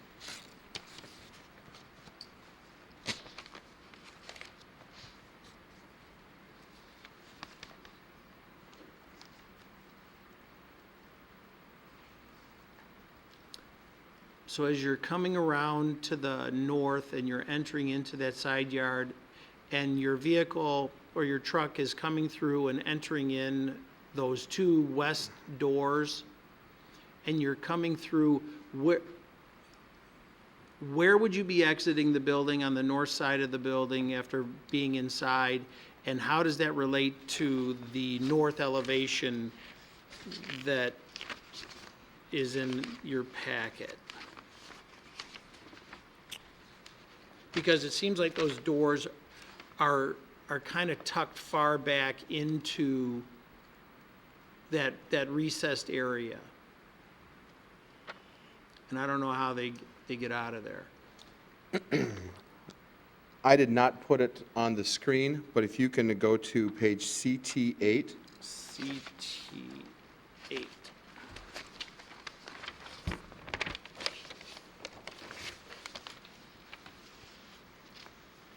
Yeah, You'll see the two entrance drives yep, that are located there. I see that. Traveling then to the east, I see that. and then making the left-hand turn to exit to the north. I see that. Okay. And then what is the question then? The relationship of that exit door on the site. Right in this area here? Right. How do cars get out of the yard now? Circle around here and then exit.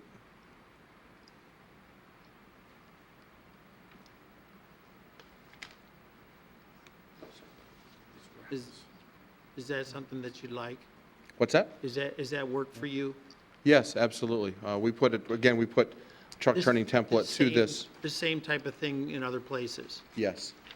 Because it just seemed like the relationship of that exit door to the entrance was odd. I realize we're looking at a very small scale here. Yeah, maybe it appears tight based on how small the plan is, but we are talking about a significant amount of distance here, and we are talking about a fairly significantly sized paved lumberyard area here that allows for a pretty simplistic turning movements to get back and lined up to exit the lumberyard. Okay. One last question from me is there's some globe light lights shown in the packet. Have they all been eliminated? Or are those the standard lights for the development? Show me that, please. That was on sheet.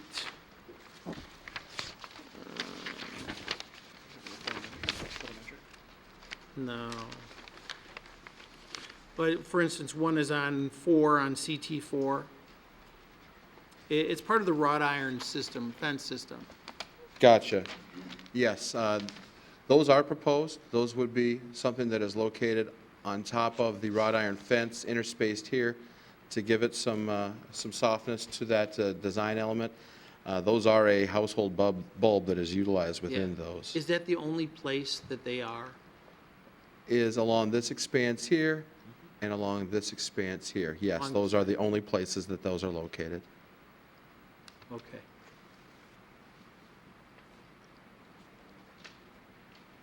Okay, thank you. Certainly. Okay.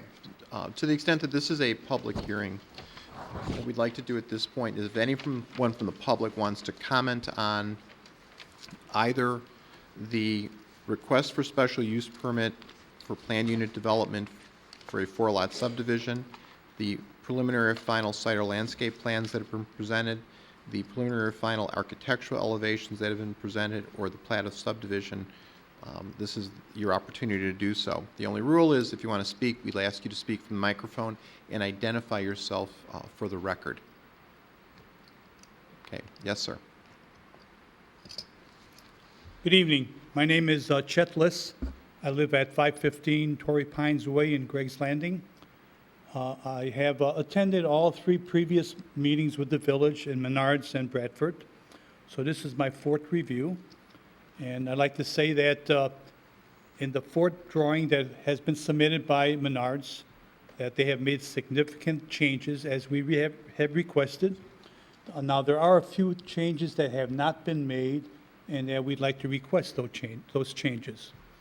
Now, one of them, it looks like Menards has already said they will change. It's the design of the cart corral. So we did ask that the cart corrals be designed aesthetically beautiful, similar to what's at Mariano's. You know, the size could be different to accommodate Menards' sizes of the carts, but the design should be that nice architectural structured roof and supports. The next thing is the 2 monument signs. If you look at the drawings submitted on the 2 monument signs, the background is the emerald green. And we previously have requested that the sign's background be tan. So if you look at the main front elevation, if you look at the main entrance to Menard, that was initially emerald green, and Menards did, per our request, change it to tan. So we're requesting that the background of the 2 monument signs be similarly changed from emerald green to tan. And this will match basically what's at the entrance of Menards. It'll also be the same as what's at the 2 monument signs at the South Commercial Development. They both have the basic tan backgrounds. The landscaping plan, we still need to see a copy of the landscaping plan. None have been submitted. At the previous meetings, we had requested that the 84 white pine trees be reduced by half or more and that is, instead of 84 white pines, that at least half of them be Colorado blue spruces. So we'd like to see that happen. More Colorado blue spruces and less white pines.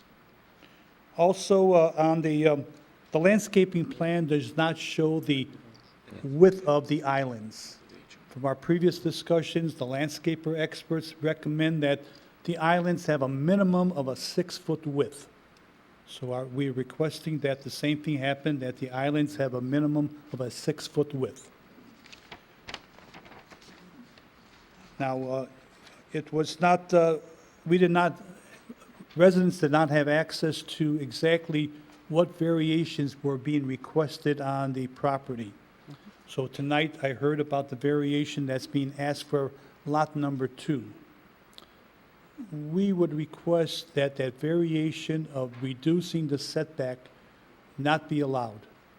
I know on the south development, the setback was reduced. At that time, we objected to it, but it did go through. But now the north side, lot number 2, is being requested for a setback reduction of even more of the south than the south commercial area.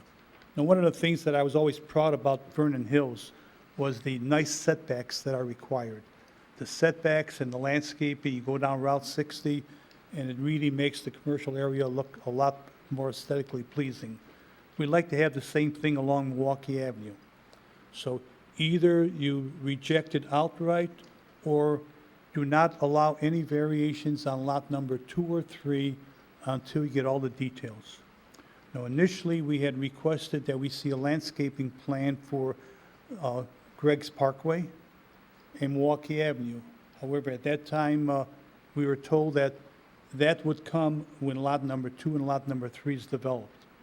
Therefore, it goes hand in hand. No landscaping plan along Greg's Parkway or Milwaukee Avenue. There should be no variations allowed on Greg's Parkway and on Milwaukee Avenue. Okay, I'd like to thank Menards and Bradford for all the cooperation that they have given. I'd like to thank the village, and the goal has always been that the partnership between Menards, Bradford, and the village and the HOA, that we have a great partnership, and this Menards be the most aesthetically pleasing store in the country. Thank you. Okay, thank you. Okay, anyone else? Yes, sir. Good evening. My name's Brad Jarzabek. I live at 1205 Briarwood Lane in Libertyville. I live in the townhomes that are directly north of the property. And I just wanted to know, what are the zoning setbacks along that side up against our townhomes? Because that is the barrier between Vernon Hills and Libertyville.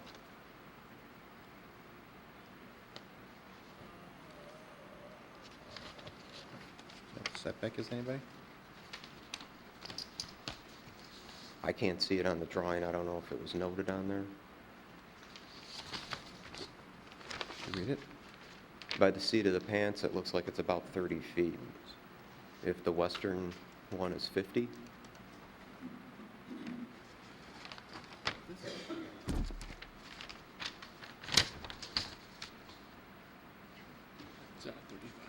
I don't know. They were. 35 feet. Looks like 35. Okay. Does that fall within a business zoning district and a residential? I don't know, what's the required setback on this? I don't know. Under Are the they asking for a agreement? variance on the north? I don't think they're asking for a variance on the north. So that, if they're not asking for a variance, that would mean it falls within the current zone. So it is Right, falling yeah. within what is Otherwise, they'd required. ask for a variance. Okay. Yeah. My only comment is it possible, just by looking at that site plan, where that gate is to come into the, that lumber yard, if you're gonna have racking up against that north side, you can't run the racking all the way up to that gate because the vehicles aren't gonna be able to get in. Let's say the racking starts about 150 feet west of that. Would it be possible to turn that wall maybe 30 degrees, bring it down so it comes 90 degrees in the corner, thus giving a little more room for those townhomes that are adjacent to that 14-foot high wall? Because there's no berm there, as I understand, it's just going to be landscaping, you're just going to have trees? It's flat? Is there no berm there at all? It's a swale, it's a drainage swale. Okay, so, That's along, so you're only gonna that have, you're gonna property have line. trees, shrubs, that type of thing in there. right. Is there any way we can get more space for those townhomes?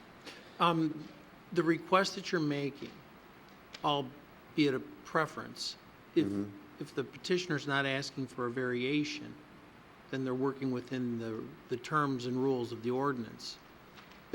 That's a question you can only ask the petitioner. Okay. Do I have to ask, or who do I have to ask, or what do I have to do? We'll ask. We'll ask. Okay.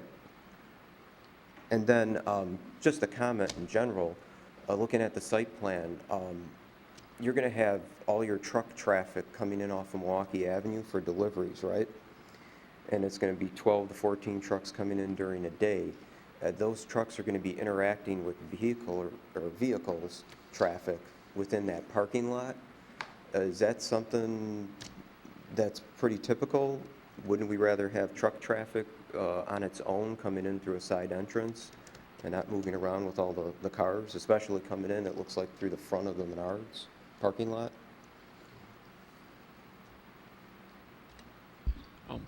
Based on the site plan as represented, they can travel on Milwaukee Avenue and carry on through the entrance magazine to the north of the main parking lot area and then around to the gate. So it's gonna come down Greg's Parkway and then they're gonna come in, or they're gonna try to make that left-hand turn with no traffic signal across Milwaukee there?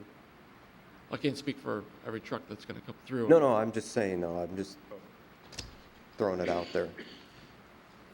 It would make sense that the trucks that would be going northbound would take a left at the Greg's Park intersection. over the, Yeah. and come down that way. And those that are going southbound could take a right at the entrance off of Milwaukee. Okay. Is that entry, now I know you guys talked about the design of that entry, is that gonna be a right in and a right out only? Or are we gonna try to throw people making left-hand turns across into Jewel and left-hand turns across into Menards and, Similar to the way it enters into Red Top? right, exactly. Yeah. Yeah. It's a full access entry. So, okay, with no signal. No. Yeah, because it's too close to the signal directly to the Right, south. exactly, okay, all right, just Right. asking the question. Mhm. All right. How far exactly is this store from the Long Grove store? Anybody know? Would you know? I don't know. That's at Old Hicks and, 9 miles. is it 9 Is it miles? 9 Okay. miles? There we know, it's 9 miles. Okay, I was just curious, that's all. So, okay, we talked about noise pollution, you guys talked about the light pollution. Is there gonna be anything with late at night with like sky glow, that type of thing? Are you guys gonna minimize the amount of light, like cut it down to 50% at, you know, let's say after like midnight or whatever, until the store opens in the morning?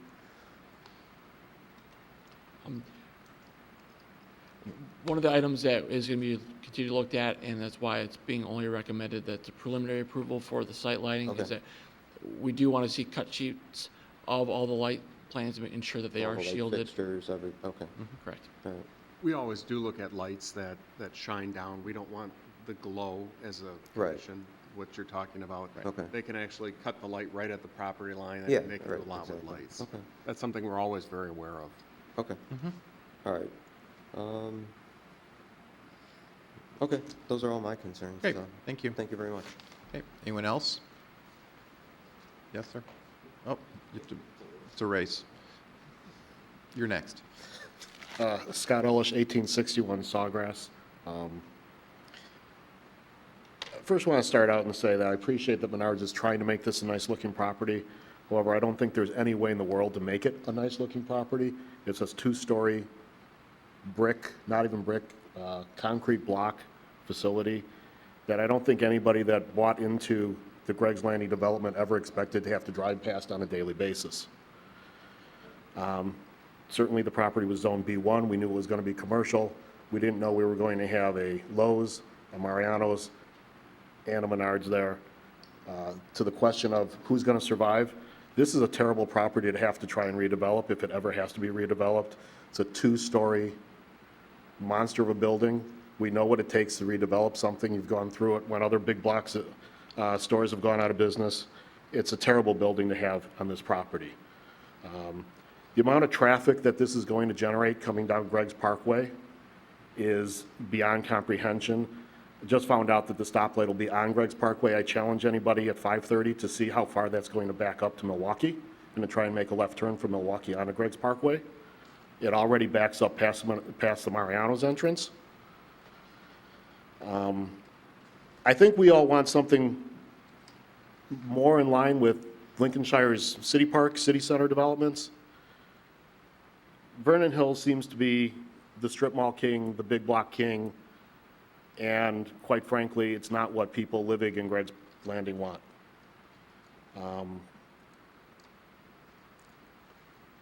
I'd really like to know what the village's plan is when one of these big blocks fails, when we have a 250,000 square foot building sitting vacant.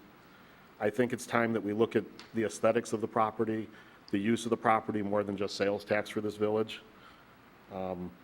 I really would like to see, if this goes through, some way to have no construction traffic on Greg's Parkway, no commercial traffic on Greg's Parkway.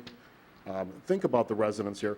We all live in pretty expensive houses. We pay a lot of real estate taxes to this village. I shouldn't say it to the village. There's no village tax, thank you. But to everybody else around here. I don't know if any of you live in Greg's Landing, but think about the residents there and how this affects everybody that lives there and what a two-story, 250,000 square foot block looks like. Thank you.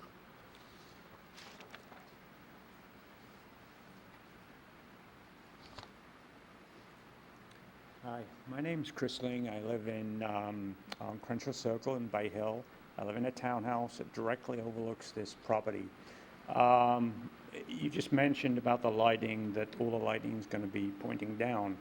Right now, in the Mariano's complex there at the Greg's Parkway entrance, the lights there do not point down. They're extremely bright, brighter than the street lamps. And when that went in, from our window, we could tell there was a much bigger glow emanating from that area. So are you planning on putting those same kind of lamps at the Greg's Parkway entrance to this property? The lights you're referring to, could you kind of describe that a little bit more? That's the entrance. They run along the entrance to the Greg's Parkway entrance to Mariano's. There's lighting there along there, and they don't point not down. in the parking lot, but in the entrance? Yes. They're the globe lights. The globe lights? The ornamental. They're similar, I think, to the street lights. Yeah. Along the entrance magazines within the development, there are proposals to have that decorative lighting similar to. I mean, you have all the other ones pointing down to minimize light, but then you have these other ones which just create this huge glow, and it's just, it's if you look out at night across Mariano's and you look over at Jewel, I mean, there's a big difference in the light that emanates from that region. And so if you have lights pointing down elsewhere on this property, and then you, at that Greg's Parkway entrance there, you have these other kinds of lights, it doesn't make any sense, So I hope you would consider different lighting. So, and the other thing is, you mentioned there was windows at the back of this building. You said there's only 20% of them were windows. So at the back of the building, if there are going to be windows, is there going to be light coming out of those windows at night? And since I'm on the second floor, what kind of effective light am I going to get from that? Microphone. No, you have to use the microphone. The windows that are actually real are on the storefront facing east. The ones to the west elevation are a spandrel glass, which it's a non, you don't see through it. It's not transparent, so it's not a real window that you'd see the light internal to the store. Okay, that's all I have. Thank you. Thank you. Anyone else? Yes, ma'am.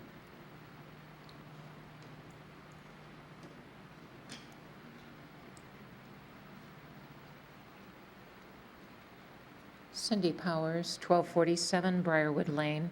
I'm the Vice President of the Libertyville Ridge Condo Association. I appreciate very much, Mr. Gorok, a lot of the consideration that you mentioned about the north neighbors. A couple of concerns that I mentioned one of the first hearings.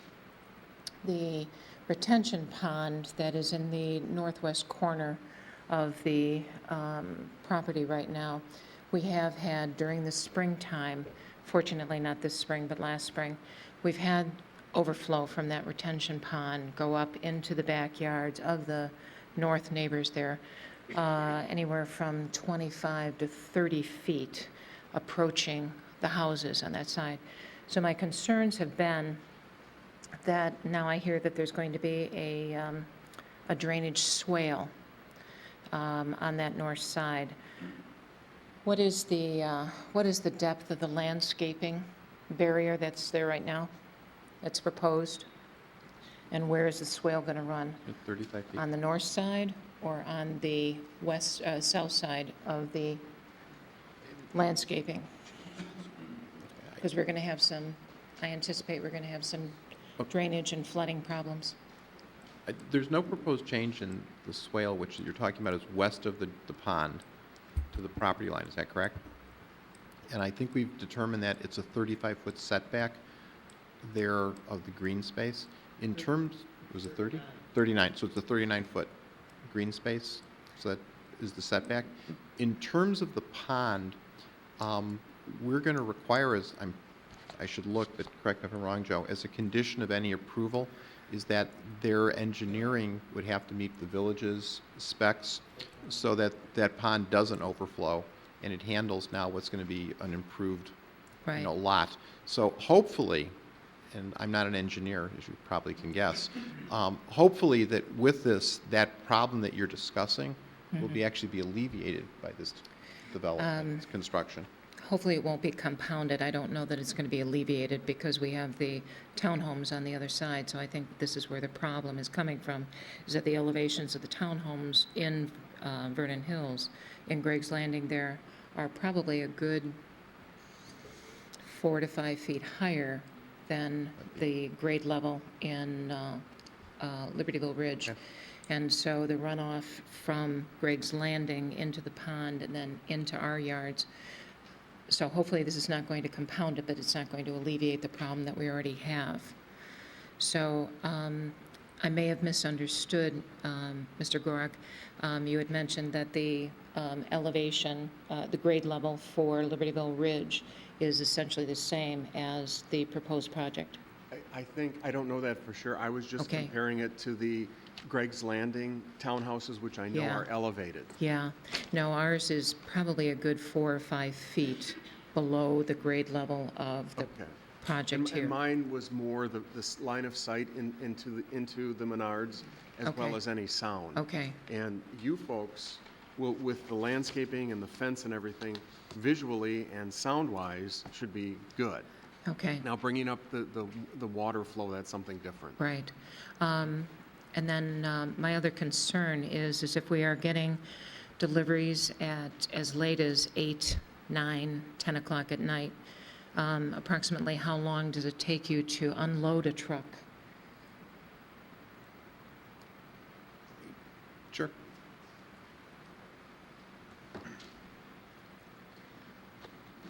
Let me speak to the stormwater question first.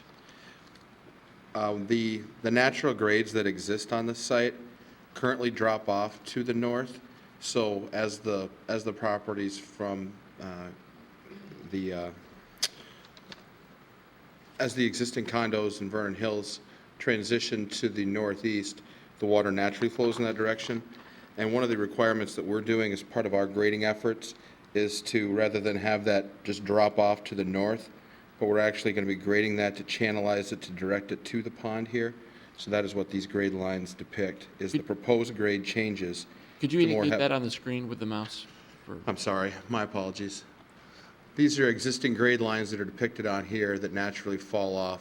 And I don't believe this drawing shows the proposed contours, but it adjusts these grades to make it more of a channelized directive to take this water to allow it to flow directly to this pond here, rather than having the natural grades that just fall off to the northeast into the townhomes in this direction. All right, and further question here while you're here. It's been mentioned that there's approximately 84 pine trees, assorted pine trees, on the west side. Do we have a landscaping plan for the north side, or what's proposed here? We have a landscaping plan that is as proposed, and that is currently under review and alteration by our landscape architect to update and get back in the hands of the village's landscape architect for further revisions. Then the last question was relative to... We are not approving final landscaping this evening, so that's going to be open still. The last question relative to truck deliveries.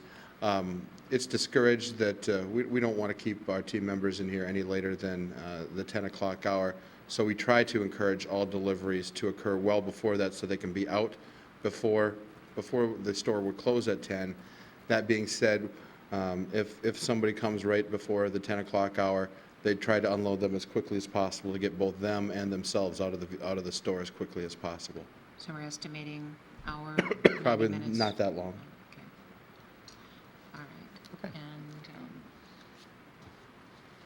let's see. So I think the only thing that I would ask then is respectfully, the considerations that have been very generous considerations that have been given for the landscaping plans for the west side and/or Greg's Landing, if we could respectfully request similar considerations for the residents on the north end, because we're virtually right on top of this project here. Thank you. Okay, thank you. Anyone else this evening? Yes, sir. Hi, good evening. My name is Dennis Skidmore. I'm president of the board of the Inverness Greg's Landing Homeowners Association. And I think one of the concerns that my residents expressed to me most recently is the concerns about the traffic. And I have not heard any information about how many cars this is going to generate during the seasons which they are most busy. And of course, we know that that traffic is going to end up on Greg's Parkway. And I don't know if any of you live in Greg's Landing, but to try to traverse from Greg's Parkway east and west during certain hours of the day, it's almost impossible. And I think also we're going to see that the truck traffic that this is going to generate, if we think that they're all going to come in off Milwaukee Avenue, I think we're thinking wrong. They're going to come in from the west because it's easier, and they're going to traverse down that way. So it's going to make it even more difficult. So my concern is, what is this board going to recommend to the village, and what is the village going to do to try to mitigate the traffic that's already there and reduce the traffic that this new development is going to present? And does anybody have an idea how many new cars are going to be generated by this development? Do we have a traffic count study? Do we get one? No. In terms of the actual daily volume of traffic produced from this location, I don't have those numbers in front of me. Okay, but somebody's got them somewhere? Yes. Okay, so I give you a call tomorrow and we can get them? All right, great, thank you. 'Cause Yep. that's, if we're talking 400 parking spaces, and people go in on it all day long, you're talking 400, 1,000 cars a day on a busy day. That's a lot for that particular traffic pattern. Okay, thank you very much, appreciate it. Thank you. Anyone else? Yes, ma'am. Good evening. My name is Terry Trifoletti. I live at 237 East Colonial Drive in Vernon Hills. That's in the Augusta Green community in Greg's Landing.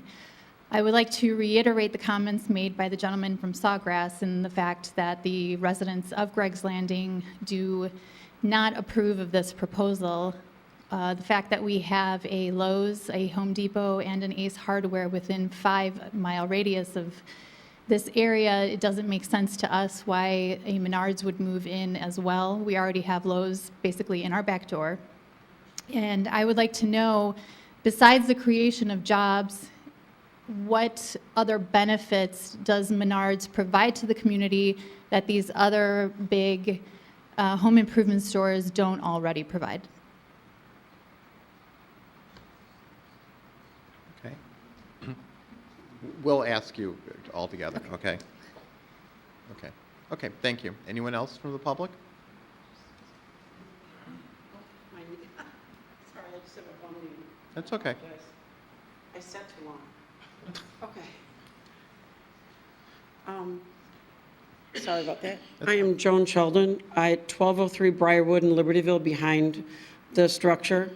Vernon Hills at heart. This is my 40th year teaching at Hawthorne. So I'm in your community and teaching a lot of your kids and still going strong as the Energizer Bunny. So I have Vernon Hills at heart, but I'm really concerned with Libertyville and right there. Our bedrooms are right on that property line. And we are up there looking over the fence, going to bed, and they're saying now they will still unload at 10 o'clock at night. And I'm really concerned. We are that close. We are closer on the north end than your Greg's is to the west. Would you say 39 feet? And then there's the wall? Is that correct, sir? It's actually, And our homes are right there on the property there.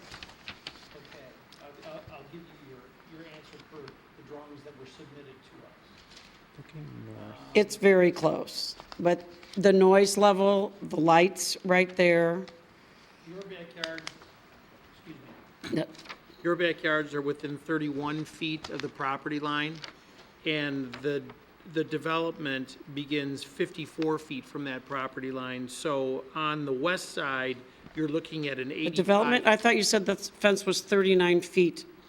On the north. On the north side, The sir. north side. Yes. On the west side, it's 85. On the No, north. but we're on the north side. Their bedrooms are right there on the north side for Libertyville Ridge. Okay, these drawings say Okay. your buildings are 22 feet from the property line. And 39 feet, this development begins 39 feet from the property, and so that's 61 feet that separates your structure from the new Right, fence. which isn't much. You're not, It's 61 feet. yeah. Pardon me, Mark? That's to the fence, not to the building. Okay. I just look at all the trucks, everything, it just is a big concern, and they're gonna hear it also in Greg's. So I don't know if there can be any time limit on the trucks when they're coming in. 7:30 to 10 is a long expanse. I also don't see when they're coming out, like if I was to go in to get lumber or whatever to come around, that's a tight bend there with trucks. And my third comment is your truck traffic.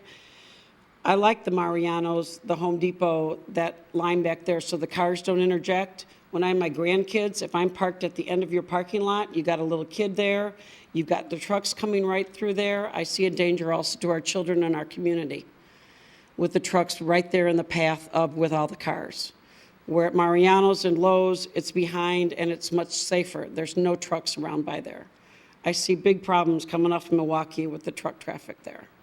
Thank you for listening to me. Have a good evening. Thank you. Okay, anyone else?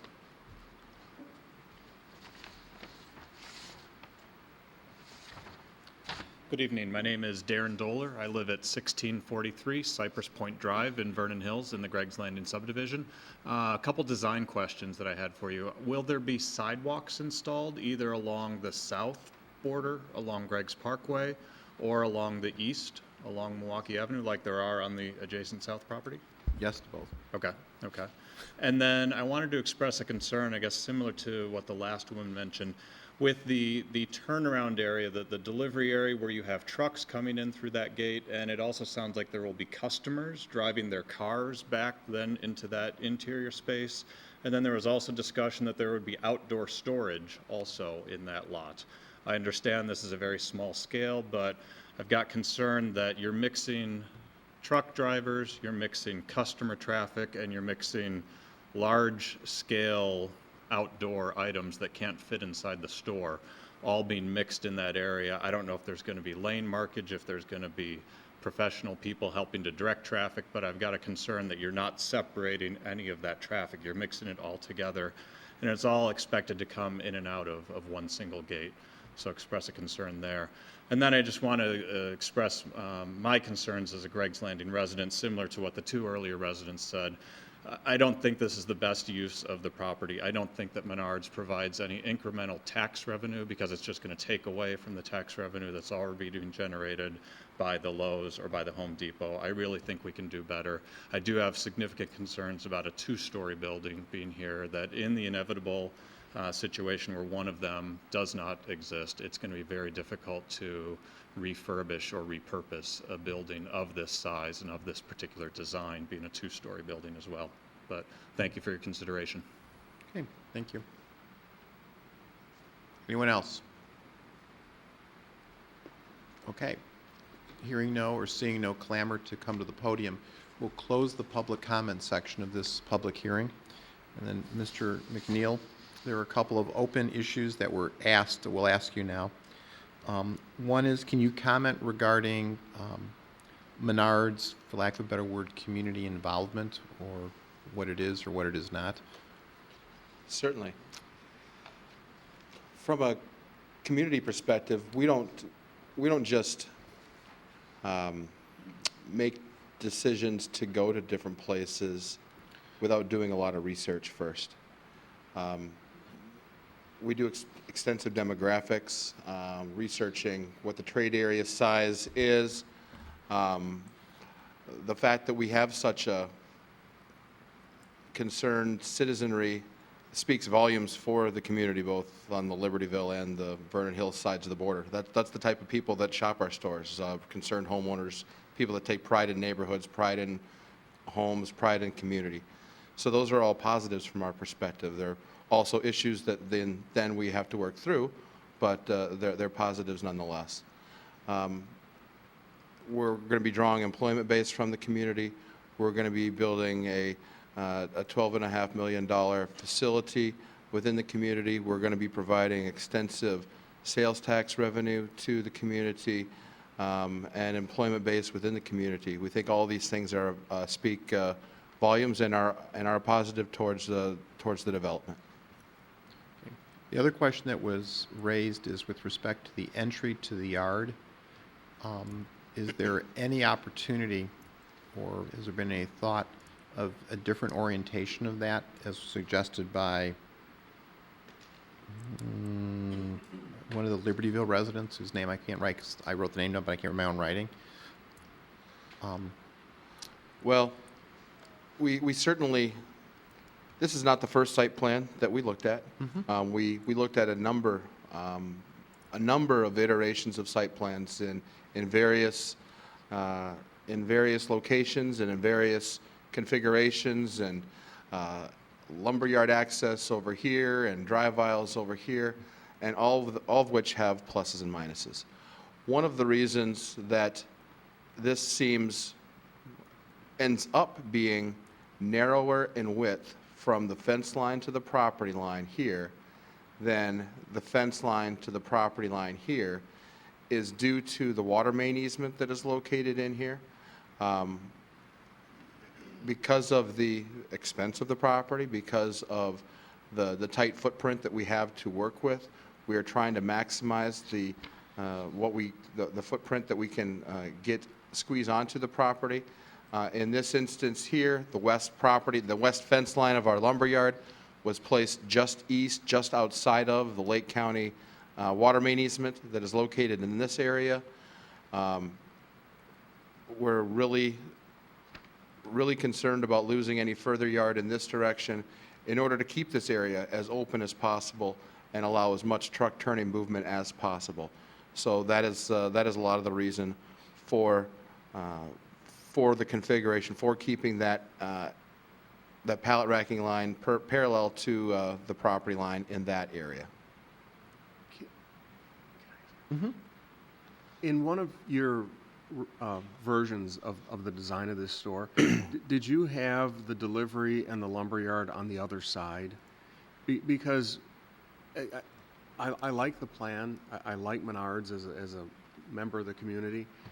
It's just that corner being so heavily residential to the west and to the north. If you had the lumberyard on the other side and deliveries on the other side and the garden center on this side, it would significantly reduce any noise or any traffic. Just a question, if that Sure. was one of your plans. Absolutely, and we got, again, some of these are eye of the beholder type of issues. Some of the comments that we received was that was deemed even more intensive by having this area here be lumberyard with access coming off of Greg's further to the west and entering to that area. That was one of the main concerns in why we switched to this particular. And I think if you look to this particular across plan. the street to the south, I think precedence has been set with Lowe's and Mariano's that they can berm and landscape on the truck traffic route. And I don't know as if the village has gotten a single complaint from anybody in Greg's Landing about, I don't know, the truck traffic for Lowe's or Mariano's, which sees extensive truck traffic. It was just a question. And which leads me to another question, and this is probably more to the village. If it remains this way, I would favor limiting deliveries no later than 8 p.m. as a condition of approval, or some time, if others on this commission were open to that. I think the chance of truck traffic at 10 o'clock is too late. Now, granted, they may not get many trucks, and I know you guys can control the Menards trucks, would be my guess. Right. It's the others you can't. And I think we should also have the no idling overnight on the site, and that's a village thing to enforce. Any further questions for me? Anybody else? Okay. In terms of an order of consideration, should we consider the subdivision first, probably? Or I guess it really doesn't matter all that much. No, maybe if you want to start with. Okay. What we have on this commission is a standing motion to approve, which the commission can either vote to approve or to not recommend approval to the village board.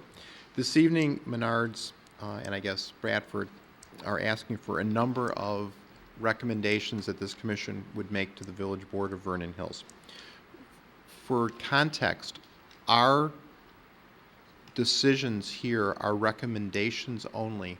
The final determination as to whether there will be an entitlement or an allowance rests with the village board. So we're a recommendation body. We are not recommending final approval of everything that was discussed this evening, as you'll see in a moment.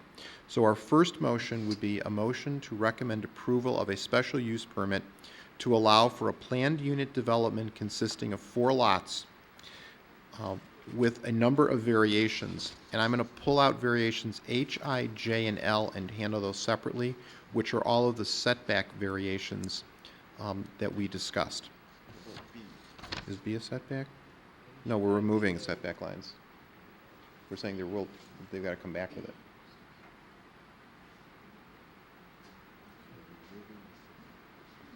Right. They have to be considered later when they come to us. Yeah, Right, yeah. that's good. So I think we want to leave that there. Okay? Okay. And this would then be subject to a number of additional conditions of approval, which is first, compliance with the various plans as revised that we've seen this evening. There, in addition, are 24 numbered conditions of approval. Those conditions of approval include the cart return corrals to be of the same, for lack of a better word, nature architecture as the ones at Mariano's. In addition, we've discussed, and these are all general, a 25th one that Menards would instruct deliveries to use only the Milwaukee and Greg's Parkway east of the site as an entry to the site, and would endeavor to limit deliveries from its 7:30 a.m. and I think Commissioner Garwick said 8 p.m. to the extent possible, and of course we have to accept emergencies and some of our weather issues. 26 would be reconsideration of architectural elements, including second-story panels, window shape and style, west and south elevation, placement of architectural elements, and how we're handling the bottom of the pilasters. And the stairs, I'm sorry, I missed that one. And the stairs, the external stairs. 27 would be a condition that there would be no construction traffic on Greg's Parkway west of the site. And 28, which I think is already handled in our ordinances, there would be no overnight parking or whatever our ordinance says regarding of idling of trucks. Did I miss anything? I'd like to add one. Yes. Regarding the wall signage, I really would like to recommend that they use LED lamps, especially with the size of the sign. I don't want hot spots. The sign has to look good. It's one of the entrances to the village. And I feel very strongly that they should be LED. So are you talking about the wall signs, or are you talking about the, or the monument? No, I'm talking the wall sign. So you're talking about condition E? Scott? I think maybe an operative component of this concern is, she indicated hot spots. With LED fixtures, you can have hot spots. You can have blinding hot spots, but maybe what we should take out of this concern is that the lighting should be evenly distributed within all signage, without turning these lit signs into beacons. Mm-hmm. Is that what you're looking for? Okay, so let's make 29 an additional that lighting would be evenly distributed, and I suppose also incumbent in your comment about LED is you're looking for something that's energy efficient? Yes. Okay. What was 25? That Menards would instruct deliveries to only use the Milwaukee Avenue magazine for entry and Greg's Parkway east of the site, and that it would endeavor to limit deliveries between 7:30 a.m. and 8 p.m. to the extent possible, except for emergencies or weather conditions. So that means that deliveries would only come in from Milwaukee Avenue. Yes. Or they turn off Milwaukee for this little, if they use the light. Aren't those the only two choices? Well, No, you could come from the west up Greg's Parkway, from Butterfield, I got you. or from Lakeview. Oh, so truck traffic could not come through Greg's Landing? Right. Okay. Yeah. Okay. And no construction traffic on Greg's Parkway west of the site either. Okay. Okay. What? Okay, we also have, before we ask a second, we have section 18.3 comments in our packets that have been submitted by the applicant that are also made part of the record of this matter. And these are regarding written responses as to why a special use, according to the petitioner, would be appropriate here. Okay. Any discussion with respect, well, first we need a second, I guess. I Let's have say something first. a question. Mm-hmm. There was a question raised about the monument sign, the background going from green to beige to match the building. I think that's not a bad idea. I really, I guess it doesn't matter, but I would agree with you. yeah, I mean, that was one of the residents brought that up. Mr. List had brought that up. I wrote it down. It would match the building. The seventh matter is the approval of site signage plans. Okay, Maybe it's best got it. handled there. Thank you, sorry. Okay, okay. So unless there's any more comments, we need a second for that motion. And this is just on the 4 lots? With those conditions? Yes. Yes, so special use for the 4 lots? Yes. Okay. I did have a question, though. Okay, besides my so you seconded in question, Yes. okay? On the condition number 2 for the final, for the entire site, Mm-hmm. no outdoor sales are permitted on the site without approval by the village board of trustees. And the petitioner mentioned they would have their propane sales or displays outside. Is that in contradiction, or I think they mean a register out there. is that what's meant by that? Well, since we're just recommending, it's got to go to the village board. If they want that, they're going to have to get it in their final approval anyways, right? Correct. So it's almost a meaningless condition because they got to go there anyways. Yeah. We're not at, maybe let me ask this. Is anyone in the commission suggesting that we would recommend outdoor sales absent village approval, which I'm not sure we can even do? If it means that the transaction takes place outside of the boundaries of The building? the building or yard, then then number two, that would mean the no outdoor sales. But if the display of product like plants and Propane. like what's going on over at Lowe's right now, I mean, it seems to just emerge out of that outdoor yard, then they should have the equal opportunity to do that. And all transactions at Lowe's happen within their gate. They don't make Is that transactions what we're looking outside. for, Joe? Well, maybe just a Okay. clarification. Any outdoor sale of landscaping, for instance, is approved by the board. So if you go to Home Depot in that large outdoor garden area, the board approves that every year on an annual basis. Okay. So anything that's typically located outside the established physical garden center has to be Requires separate approved by the board. And they do that with everything. So Okay. from that standpoint, again, gas cylinders and anything like that that comes outside the physical boundaries of the building have to be approved by the board. Traditionally, we have not allowed that type of sale. Landscape materials, if there's a situation where they pull it out in the yard, and again, primarily it's Home Depot because of the size of the building and the size of their garden area, that has been allowed, and in Lowe's to a lesser degree. Okay. So, if I may interpret again, number 2 there prevents Menards from selling propane or displaying it Correct. for purchase outside. Correct. And Wait they'll a second, he said display it. Same difference. And they'll Same just go difference? to the board and get approval. They have to go to the board. I mean, again, traditionally, we have not allowed that type of sale whatsoever. Okay, the board could say yes, unless you want to condition this or make this recommendation as a condition of approval, they then could consider that as a part of the overall ordinance if they so choose to approve this development. Well, isn't that what number 2 is doing? It's Okay. making it a condition of approval. Correct. L- let me- You're recommending that, Okay. exactly. Let me make a Supporting. suggestion. Since you have the second, Jim, if we pull that and vote on it separately, is that okay? Whether, I don't mind that it's in there, I just didn't seem that the village was on the same board as basis the petitioner in regards to that sale. is there a consensus whether we want to vote on this separately or as part of the main? As part of it. As long as it's consistent with everything else in the village, leave it in. So we'll leave it? Okay. Any other questions on our first motion, which is regarding the special use? Any discussion? Okay, hearing no discussion, we need a roll call. Commissioner Blue? Yes. Commissioner Cotton? Yes. Commissioner Hesder? Yes. Commissioner Heidner? Yes. Commissioner Mulcrone? Commissioner Gorog? Yes? Chairman Morris? Yes? Okay.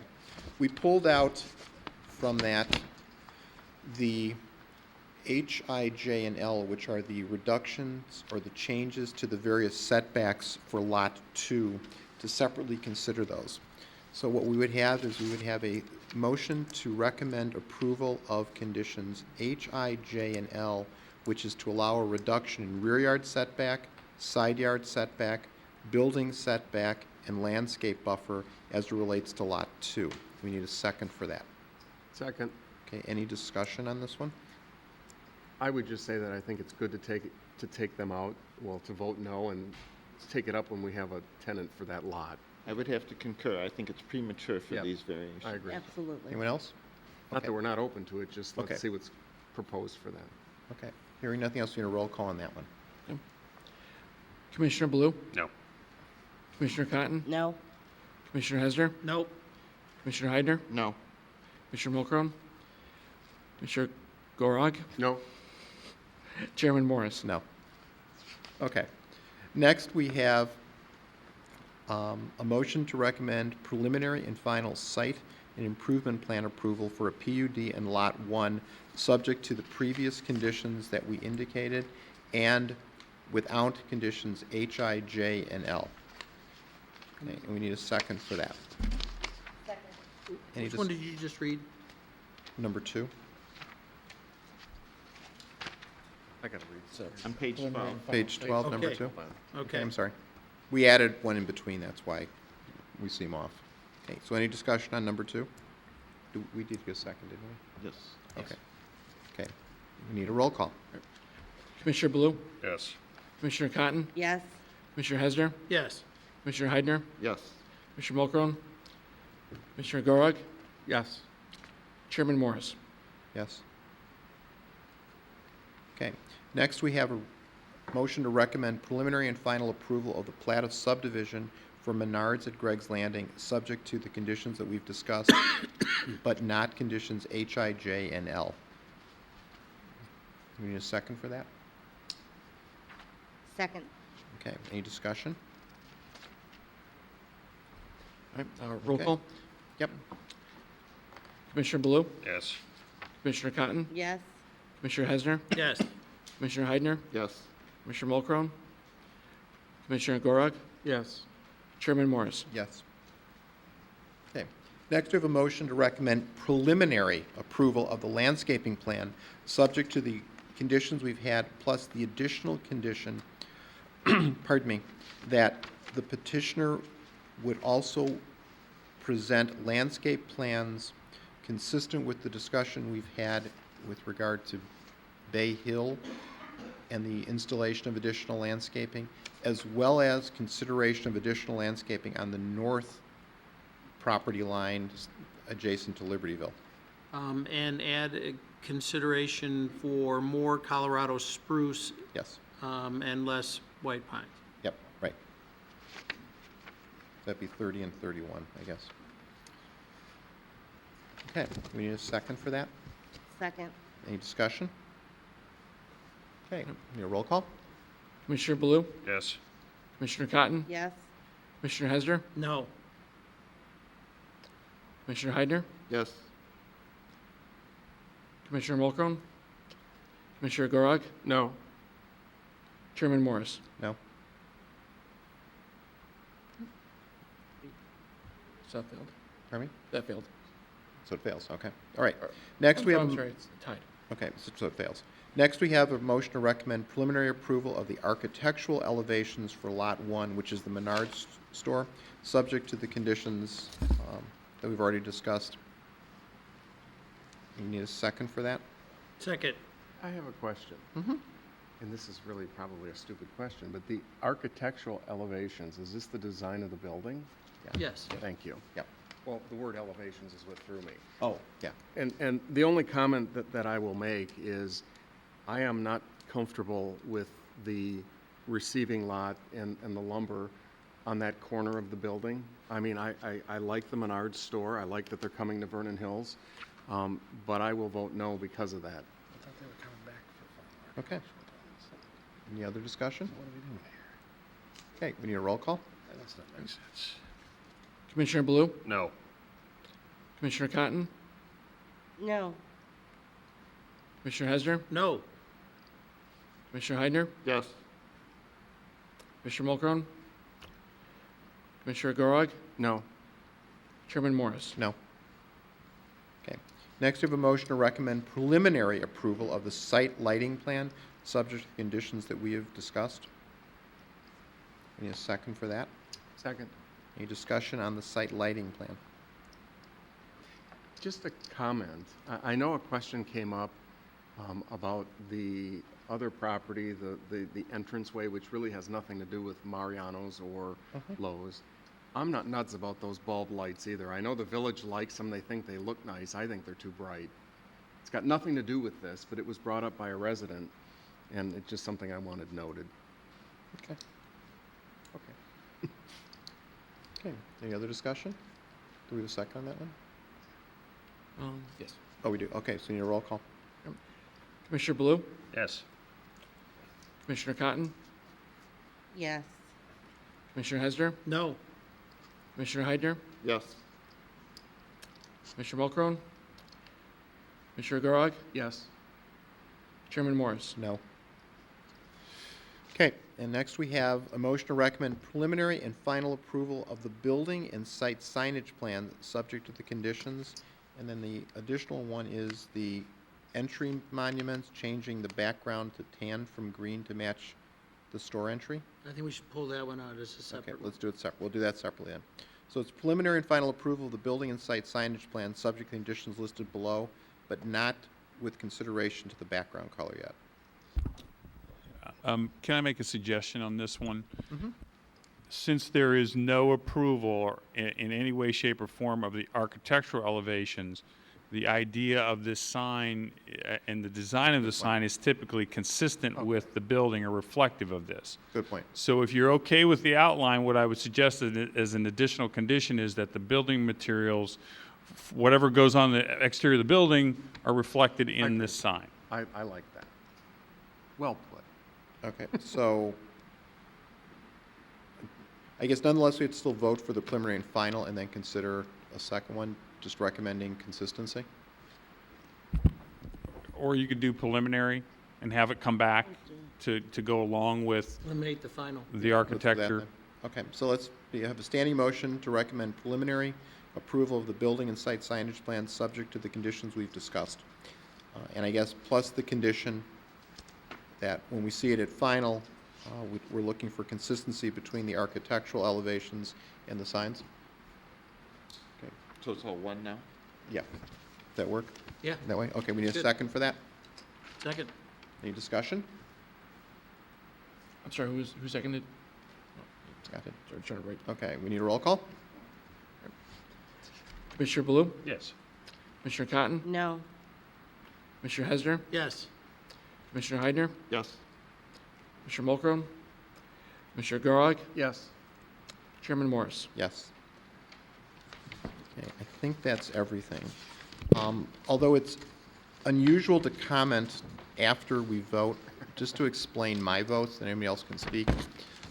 I have not a concern about Menards as a corporation, but concern about the use at this location based upon other adjoining uses, and therefore that, in some respects, influenced the way I voted on certain things. The other reason I voted on certain things was some of the lack of specificity we still have with regard to landscaping, lighting, et cetera, that make it difficult at this juncture simply to vote yes or no on it. And since we're recommending approvals, I have to say I don't approve until I see those things. Anybody else? Yeah, I'd like to say that as far as the use on this parcel, I don't have a particular issue with the intensity of use on this parcel, specifically because this parcel was intended for a use of this intensity. And whether it is of a home improvement type of store or construction material type of store, or a auto dealership or a whatever it may be, it's suitable for this site.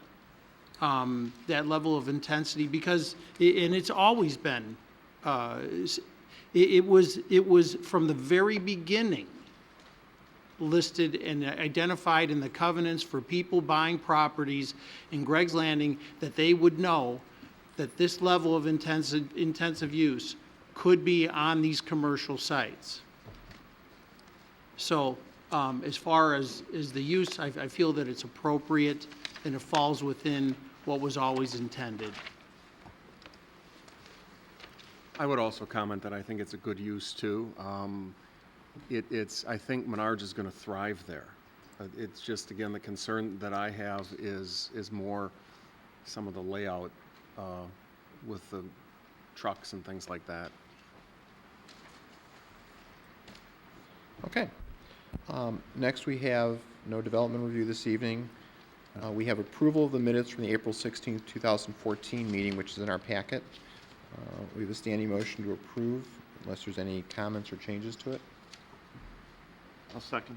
Okay, we can do it by acclamation. All in favor? Aye. Anyone? Okay, Ms. Cotton abstains. Is there anyone opposed? Okay, anything else we need to know, Joe, this evening? At the last board meeting, for a 1000 Butterfield, they went for a concept review for a Circus Arts Club. It required a text amendment to the ORD district to allow this use.